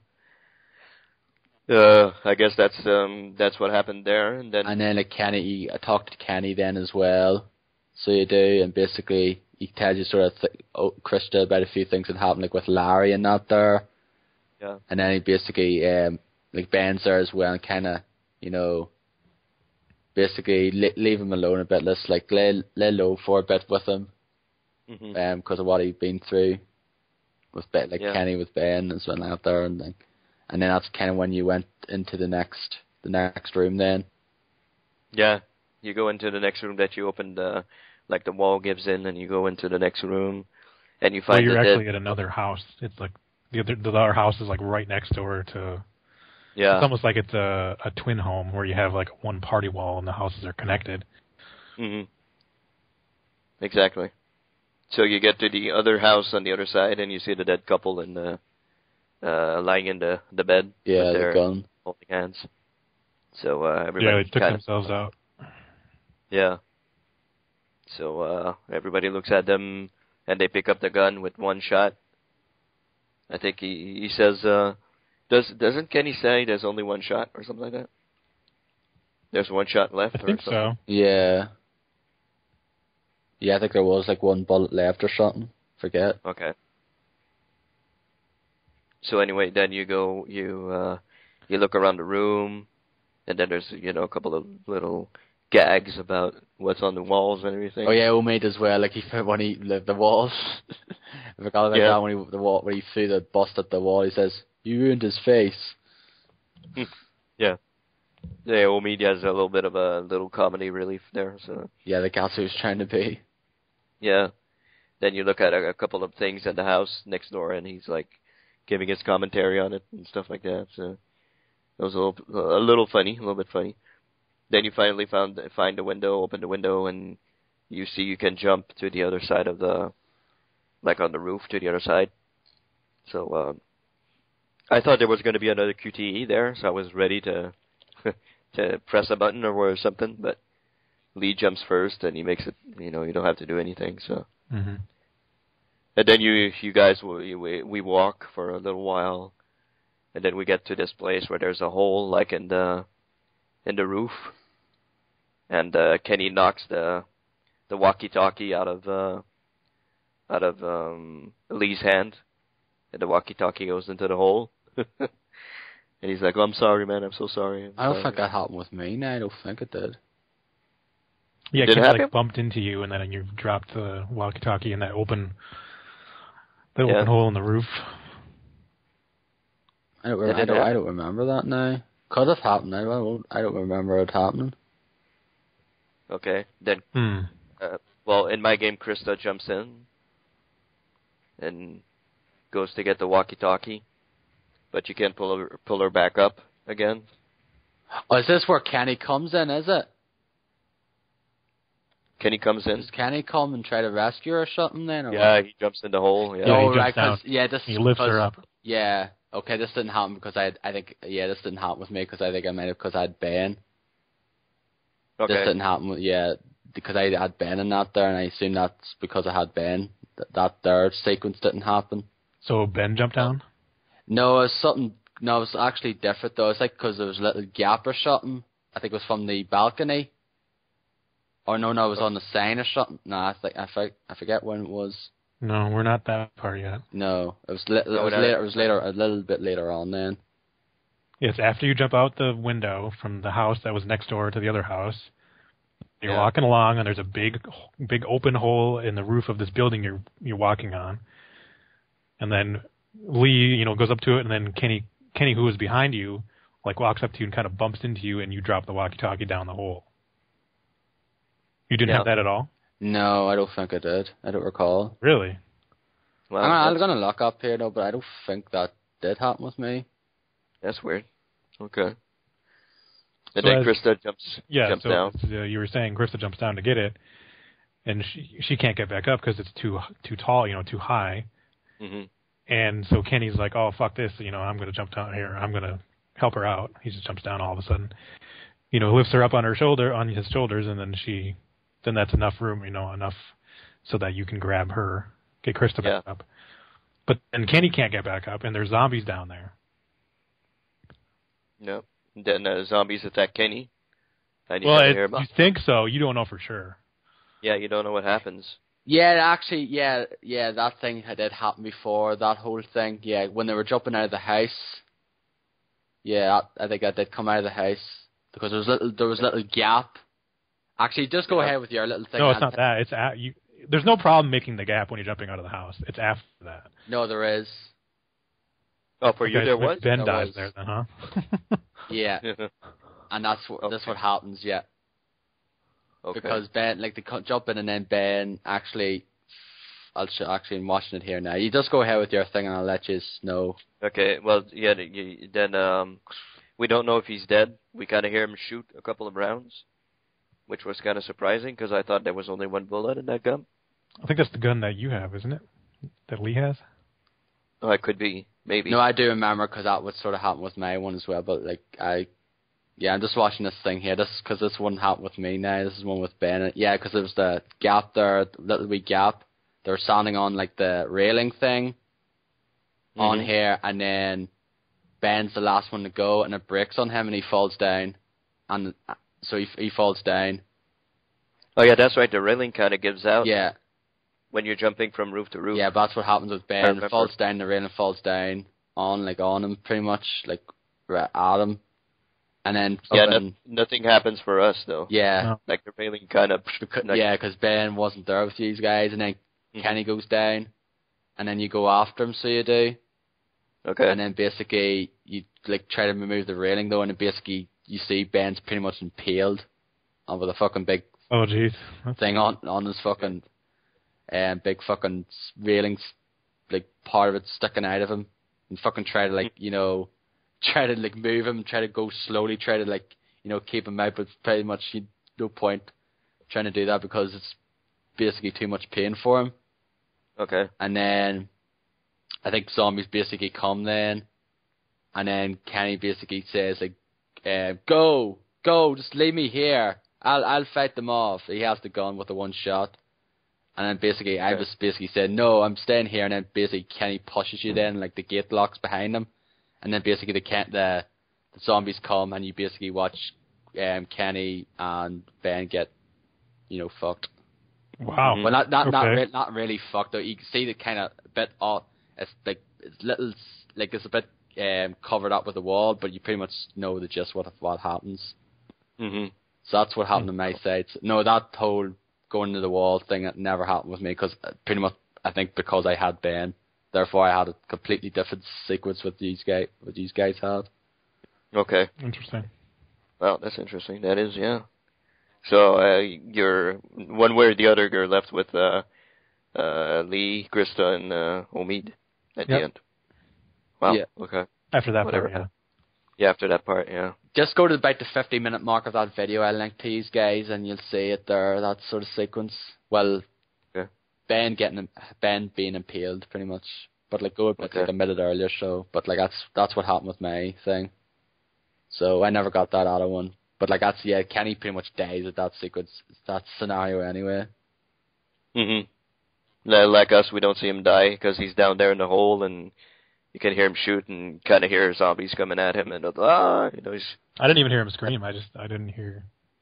Okay. He didn't really make any sounds. I just the zombies making noise. Mhm. Well, that's what happened to him in our games. I guess then everybody gets to the point where you have to cross where there's that big sign, that big railing thing. Yeah. Yeah. And then, what did you guys say? Did you go first, or did you let Omid and Krista go? I let them go first. Yeah, me too. I went first. You went first? Yeah. Okay. So, I guess with me and Derek, what happens is that they make it to the other side. Well, Krista barely makes it to the other side. And then the sign goes down. The railing goes down. Yeah, it's pretty much the same thing. Just when I go across, the sign gives way and just goes down. Okay. So you're cut off from Krista and Omid, one way or the other. So. Yeah. Okay. And then you basically ask them to whether to meet them, find them, to try to meet up with me and Clementine, like we find each other, or meet us at the train or somewhere else or something like that. Yep. Mm-hmm. Yeah, I said meet up with us. I think I said at the train. I think I just said try to find me when you can. I said meet me at the train. So starting from there, then you're just Lee. You're just yourself, and you're going through all these zombies with the meat cleaver, and you're just like cutting them up and trying to get through to the hotel. Yeah, with the music kicking in as well. That was pretty awesome. That part with the music. Yeah, you're just cleaving your way through. I don't think it matters who you actually decide to hit, right? No, I think it's just basically, you have your choice. Yeah. So you make it to the hotel. You get to this room. Was it this? What the fuck was it? Marsh House or something? Was it? Marsh House, yeah. So you get into the Marsh House. You go to the room, and you open the door, I guess. You go in the room, and you can see like a door, two doors getting like there's a closet and then like a bathroom door, and there's a big rope in between. Attaching them, yeah. Yeah. And you get there, and then the guy pops out from. I think he comes up behind you. Yeah, the guy he's a gun. With a gun. Yep. Mm-hmm. Yeah. Then I guess he says, "Put down all your weapons and stuff like that. Surrender your stuff." And that's the third decision that you have to make there. So, what did you guys choose? I surrendered all my weapons. Me too. Yeah, me too. So, over here on the Xbox, I can't really see because of the blur here. Yeah, it was very bad. 68%, I think it says there, or 66, something like that. Surrendered all your weapons. So, we're in the majority right there. Us three. So, you leave everything there. Then he asks you to go sit down. You sit down, and then he starts telling you who he is, and that kind of shocked me. I was like, what? Yeah, oh, really? I didn't realize I was going to be here. Like, oh, damn. I was the fucking... I thought about that. I was like, I saw that there's a station wagon right outside the hotel, and I was like, oh, damn, is that station wagon from earlier? Oh, really? I was thinking that as soon as I saw that. Yeah. So but I didn't put two and two together now. Yeah, I didn't even notice the station wagon. Cause I actually kind of forgot about that station wagon until he, about that third episode 2, until he said, like, I'm the guy you stole the fucking supplies from. Yeah, well, he goes, do you remember that station wagon where you found all the food? And he goes, yeah. And then you kind of know that it's him that you took the food from, and that you know. Then he says how I guess his kid died. And then his wife kind of didn't want to talk to him or something. Yeah, because that basically wife, and then he basically sort of talks to you. Then he sort of goes through saying how you're a monster, like basically because of some of the choices you made. Yeah, he could hear you the whole time through the walkie-talkie or something, and he heard like every choice that you made throughout the game up to that point. You let a girl you basically kill something. Let a girl who kept your secret to die just so you can keep that secret or whatever it was. Yeah, he goes through the choices, a couple of choices that you made. Yeah, you go through a bunch of the major choices, and you have to respond. Yeah, you have to respond to every choice that he puts in your face there and throws in your face. You're like, oh yeah, I didn't mean to. I'm sorry. Yeah, that's kind of what I went with for some of those ones. Yeah. And then he went with was there anyone who ever displeased you? Like, what the fuck was the term? Someone screwed you, betrayed you, whatever it was. And basically said, told him about my wife and how he fucking came home and basically found her with another man, and he killed that fella. I didn't talk about that. I can't remember what I answered, but that's what I went with. He said my wife, and he goes, that's basically why because he came home from school because he was a teacher, and he found her with another man, and he killed that fella, and I assume that was the murder he committed. Yep, that's it. That's probably it, yeah, but I didn't get to that choice. I must have answered something else. There was I think it was one like Clementine was one of the options, and I forgot what another one was. I can't remember what I chose, actually, Kat. Yeah, I don't either. Yeah, I but would it's say just before we go on any further, I thought for sure that this was the end of the game. Like, I thought that this character was like some sort of God character, like a symbol for God, and like you're being punished for all the choices you made. I thought for sure that's what they do because I know Gary Whitta didn't write this one, but he wrote the Book of Eli, and that's all about the Bible. And I was like, oh great, here we go. And I thought I thought for sure that was going to happen, but I'm glad it didn't. Yeah, I would have hated that so much. I would have just hated it. I had a feeling what was going to be the ending to it though when it came about, but we'll get into that soon enough. Yeah, I thought it was going to get shot or something, or he was going to shoot Clementine or something like that. No, but I knew that wasn't going to end that way because I would have been fucking stupid if it was. That was like, oh god, don't let that happen. Convenient how like, oh, I'm the guy from the station wagon. I somehow listened to all your choices throughout the entire game. It's just a little odd. I found that a little odd. Yeah, because like Clementine was talking to him like extensively, and maybe Clementine was during that time, information as well. I just that's kind of out of character how she would do that without telling you. I don't know. Yeah. So while you're talking to this guy, you see Clementine come out of the room. I guess she like sneaks out somehow. Yeah, she sneaks out, and then you kind of tell her to get the bottle. I told her to get the bottle. Actually, the first time I did that, I actually didn't realize you can look at those ways, and she just punched him. And then that's the cleaver. Oh, you told her to get the cleaver? Yeah. Okay. I told her to get the bottle, and she just like knocks him. Boom. We also forgot to mention one thing as well about what was in the bag. Oh, there's another. It comes up again. Yeah. Yeah, it comes up again. Yeah. So anyway, so you kind of she knocks him out or cuts him or whatever you chose. Yeah. And doesn't really knock him out, but you get out of the chair. You start wrestling with him. You push him up against the closet, I guess, and then you kind of strangle him or something. Yeah. Yep. Strangle him to death. And that's the choice. Oh, actually, no, not quite. Almost. Yeah, not quite. So he's on the ground, and then that's your fourth choice that you have to make. Did you kill Clementine's captor? So no. Did you shoot him? I didn't. You didn't shoot him. Oh shit! What about you? No. No. Clementine shot him. Oh, Clementine shot him. Wow. Yeah. Yeah, I shot him. Really? I shot him too. And the stats that I have here say, I guess it's 48%. Seems to be 48%. Because I was doing the Q thing for like the mashing on the button for choking him out. And then he basically, that let go, and he was flipping, and then he went back down on me. He was going to choke me out, and then basically Clementine shot him in the head then, after that, and that was it. Oh. No, I didn't get to that. So he did attack you then afterwards, after you refused to shoot him? No, I never got the chance to, shoot him, though. I was just choking him out at the door when he was, basically choking him. And then he pushed me down, and he was going to flipping, choke me out as well. Maybe you didn't, press the button fast enough then. No, I didn't get the gun in my hand. That's what I didn't get.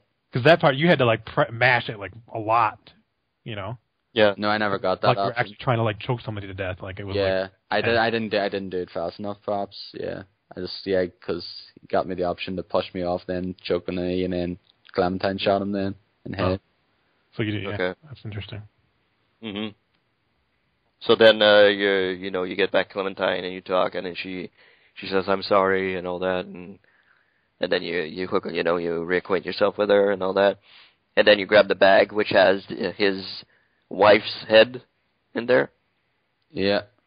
His still alive wife's head in there. Yeah, zombie head. Zombie head, yeah. So you're like, oh, and then it gives you an idea. Is it there that it gives you the idea of? No, it's because there's a zombie that shows up when you open the door. Yeah, open the door. The zombie attacks you, and then you basically kill that zombie. It doesn't attack you, actually. It's just sits there. Oh, yeah, it just comes, yeah. It comes after Clementine. Yeah. Comes after Clementine. You're kind of holding it back, and it doesn't bite you or anything. It's like, and then that's where you decide, I think you clobber her or something. Clementine clobbers her in the head or something. I can't remember. Yeah. And I think is that what you tell Clementine, or is it later when you say you're turning? It's later when you get to the end. Well, she asked what happened to my arm, and I was like, I told her what happened, so that's when she knew.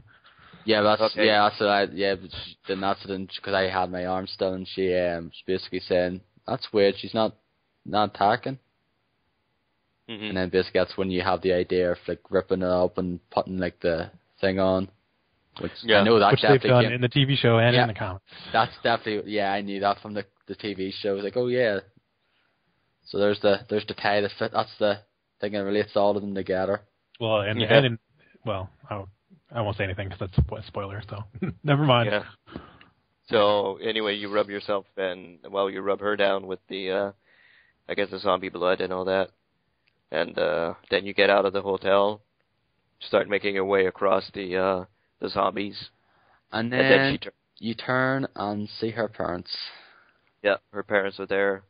They're zombies. Yeah, they're zombies. Yeah. So then that's when Lee passes out, and then he wakes up. They're locked inside this kind of store, I think, or something. And she like pulled down the grate. She dragged him in there, pulled down like the big steel door, and he's like, you don't what are you see doing? it because you're knocked out. You just wake up in there. Yeah. You don't see that, but she did that by herself.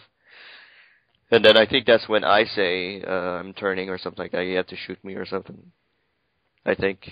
Yeah, because like this is part you basically definitely see him in his body. Like he looks really pale in comparison to what he was. He almost looks like a zombie. Yeah, he's pretty much he's basically nearly fully turned at that point. And you try to lift up the steel door, but you can't do it. Mm-hmm. You like fall down, and then you try to walk to. There's a place where there's a zombie that's stuck somewhere, and you try to walk there to get out of the door and get outside, but then Lee falls down, and he can't get back up. Yeah, he tried to get back up. He's basically too weak to get back up now. Yeah. So he's like, you're gonna have to make your way out of here, and you gotta find a way out and all that, and then you get to the zombie, and I guess you have to decide if you cuff. I guess you can cuff Lee. I did. Or you can cuff the zombie. I cuffed Lee. You cuffed Lee? Yeah. I cuffed Lee too. I cuffed the zombie. He was already like stuck in there anyway. He couldn't go anywhere. Yeah, but nonetheless, I cuffed the zombie, and then you see that the zombie has keys and a gun, and then you tell Clementine, get the keys and the gun, and make your way out of here. And she goes to grab the keys and the gun, and for me, since I had cuffed the zombie, he kind of breaks loose of the cuffs, and like breaks loose. I think he actually can break loose of where he's stuck, and starts crawling towards Clementine. Yeah, he grabs her leg and and then Clementine falls down, crawls away, and then there's like this big thing here, like wee little ornament thing on like a pedestal. Yeah. Basically, you have to warn her not to get crushed by that. And then that comes down then and whacks you in the head, which is surprising. That didn't happen. That didn't happen to me. No, that's what happened with me. Okay. And then basically, there's a baseball bat there as well. And since I was cuffed, I had to kick the baseball bat over to her so she can whack the zombie's brains out. So that's what happened on my side. Yeah. Well, what happened to me? I didn't see the vase. I kind of warned her about the vase, but it doesn't fall right away. I kicked the bat. I kicked the bat to her. Even if you're not cuffed, you kick the bat towards her. And I think that's when the vase kind of falls on him, and she starts clobbering him then. So, and she clobbers him a couple of times until the zombie completely dies. So, what happened in your game, Derek? I think what Darren had, the zombie attacks and you knocks over the vase or whatever that thing was, and you get hit in the head, and you fade out for a second, and then you have to see the bat, and you kick the bat over to Clementine, and she hits him. Mm-hmm. She hits the zombie several times with it. Yeah, it happens a couple of times. She hits him with it.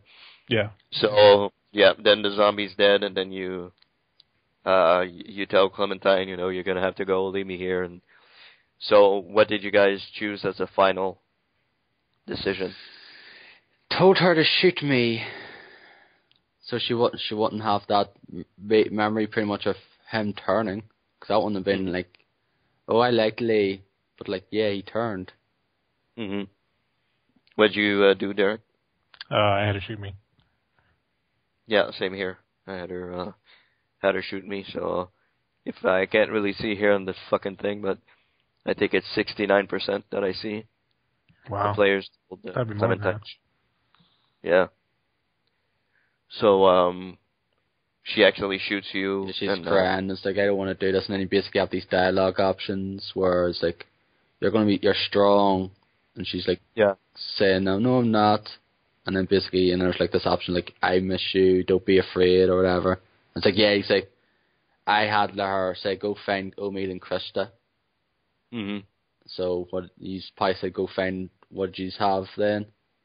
I chose Omid and Krista also because, I thought they'd be closer. Oh yeah. To the place, so I said go find Omid and Krista. What about you, Derek? Yeah, I said to go meet them at the train, and I said keep your hair short. Yeah, I said that too. I said the same thing. Keep your hair short, and I said I miss you or something like that. Yeah, I'll miss you. Yeah, I said that too. Miss you, yeah. So then she shoots him, I guess. And then it's just gunshot and then boom, that's it. End of the game. After the credits, yeah. There's the thing after the credits. Yeah. So then naturally at the end of the credits, there's a little something going on. She's walking along and she sees like two people. No, she's just sitting there and she has this gun on and she's putting the bullets in the gun. And it's like, realize, is she gonna kill herself? Yeah. So then she sees like two people walking on far away on the hill. You don't know who they are or if they're zombies. Yeah. But then they stop and kind of look back, and then that's where that's it. You don't know what happens after that. Yeah, this is like don't. So you don't know if they're zombies or if they're people, or if it's Krista and. Yeah, Omid and Krista. I assume that's who it could be. I assume so, but you don't know for sure. Yeah, we don't know until season. We don't know until season 2, I guess. I guess that's a good indication. Are they actually doing a season 2? That they said they were going to do season 2. Yeah.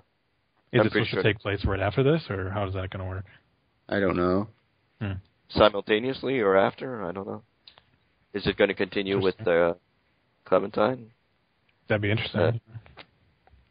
Yeah, I don't know how it's going to go. So, what did you guys think overall?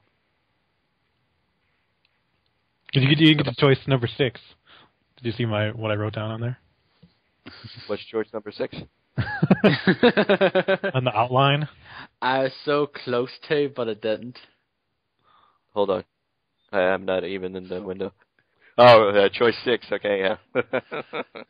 I was kind of close. Yeah, I was very close though. I just couldn't do it. Lump in the throat and everything, but no, I didn't. Yeah, unfortunately I didn't. It wasn't I was trying to fucking hold back the tears now. Like I can cry I cried at the end of fucking Kanoa, Door of Phantom Mail. Like that's at the end and I cry at.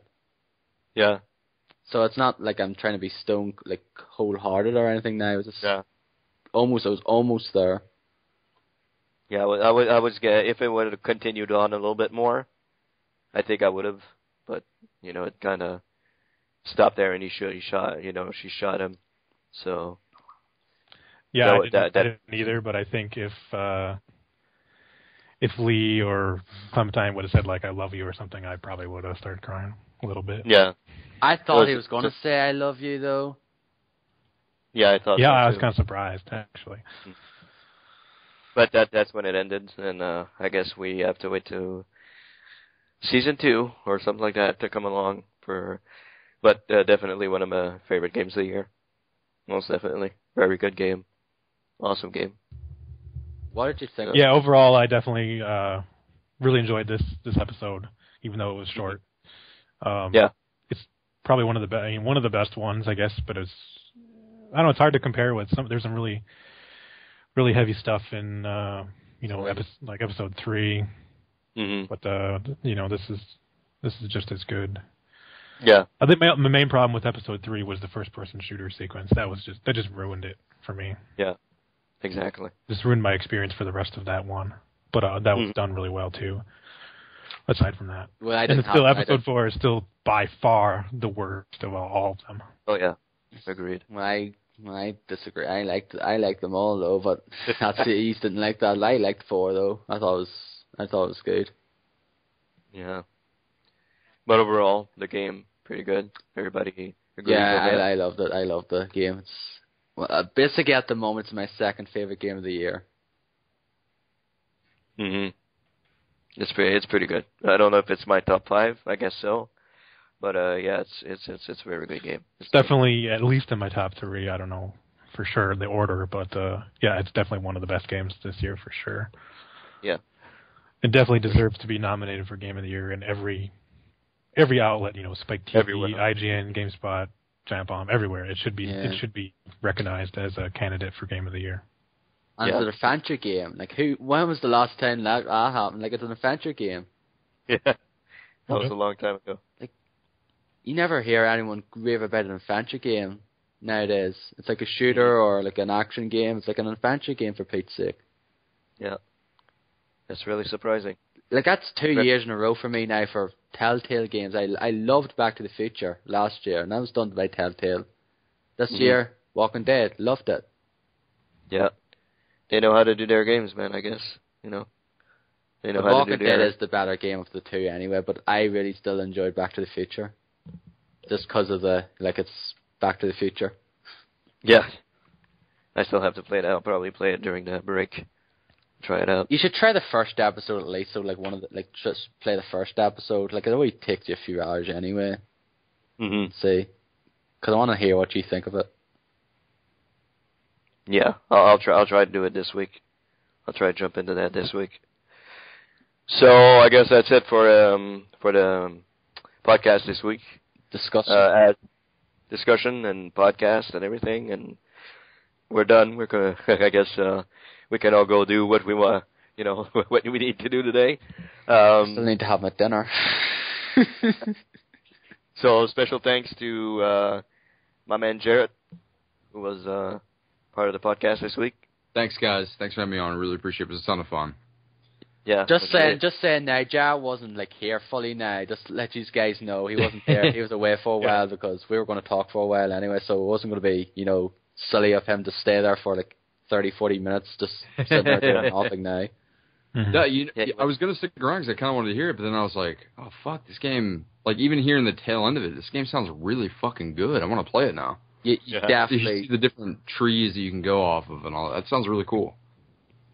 Like, it was on sale there on Steam there a few days ago for £10.49 here, and that would be $15. You should have gotten it then. I was like, I know, dude. I didn't know. I honestly had no plans to play it, and I'm hearing you guys talk about it. It sounds really good. Just the story-wise. The story-wise is great. Like, the characters you just come to know and love, really, and some of the choices you make are just so heartbreaking as well. Right. Mm-hmm. Like, if you don't if you don't have feel sad or sympathy or anything for some of the characters or whatever, you're just so stone cold. Right.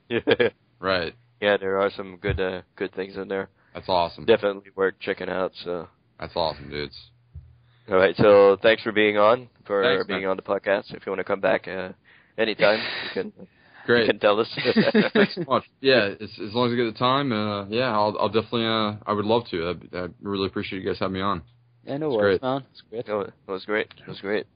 So leave us comments on iTunes, reviews on iTunes. I guess you can't leave comments really, but leave reviews on iTunes. Say what? Subscribe. Yeah, exactly. Follow us on Twitter. I'm dboydem on Twitter. I am DawM85. I'm GigaStormZ. And I'm JonnyAvacado with an A instead of the proper pronunciation, which is the O, of course. So yeah, that's me. Cool. All right. So follow us on Facebook at the United Gamedom Podcast Group, and send us emails at unitedgamedom@gmail.com. And I think that's pretty much what we had to cover for We'll post the question of the week, probably tomorrow. I think I'll think of one. Yeah, we have to come up with one, but we'll post What did one, you think of The Walking Dead? I'll probably get nothing because I don't know of any of those other ones. That was a very good show. Yeah, I really enjoyed it. So, yeah. We'll find something to put on Facebook and Twitter during the week. Now my voice is going away, so I think we'll end this now. I think this is the longest one we've ever done. I think so. My bad, dude. So, my bad. No, it's all right.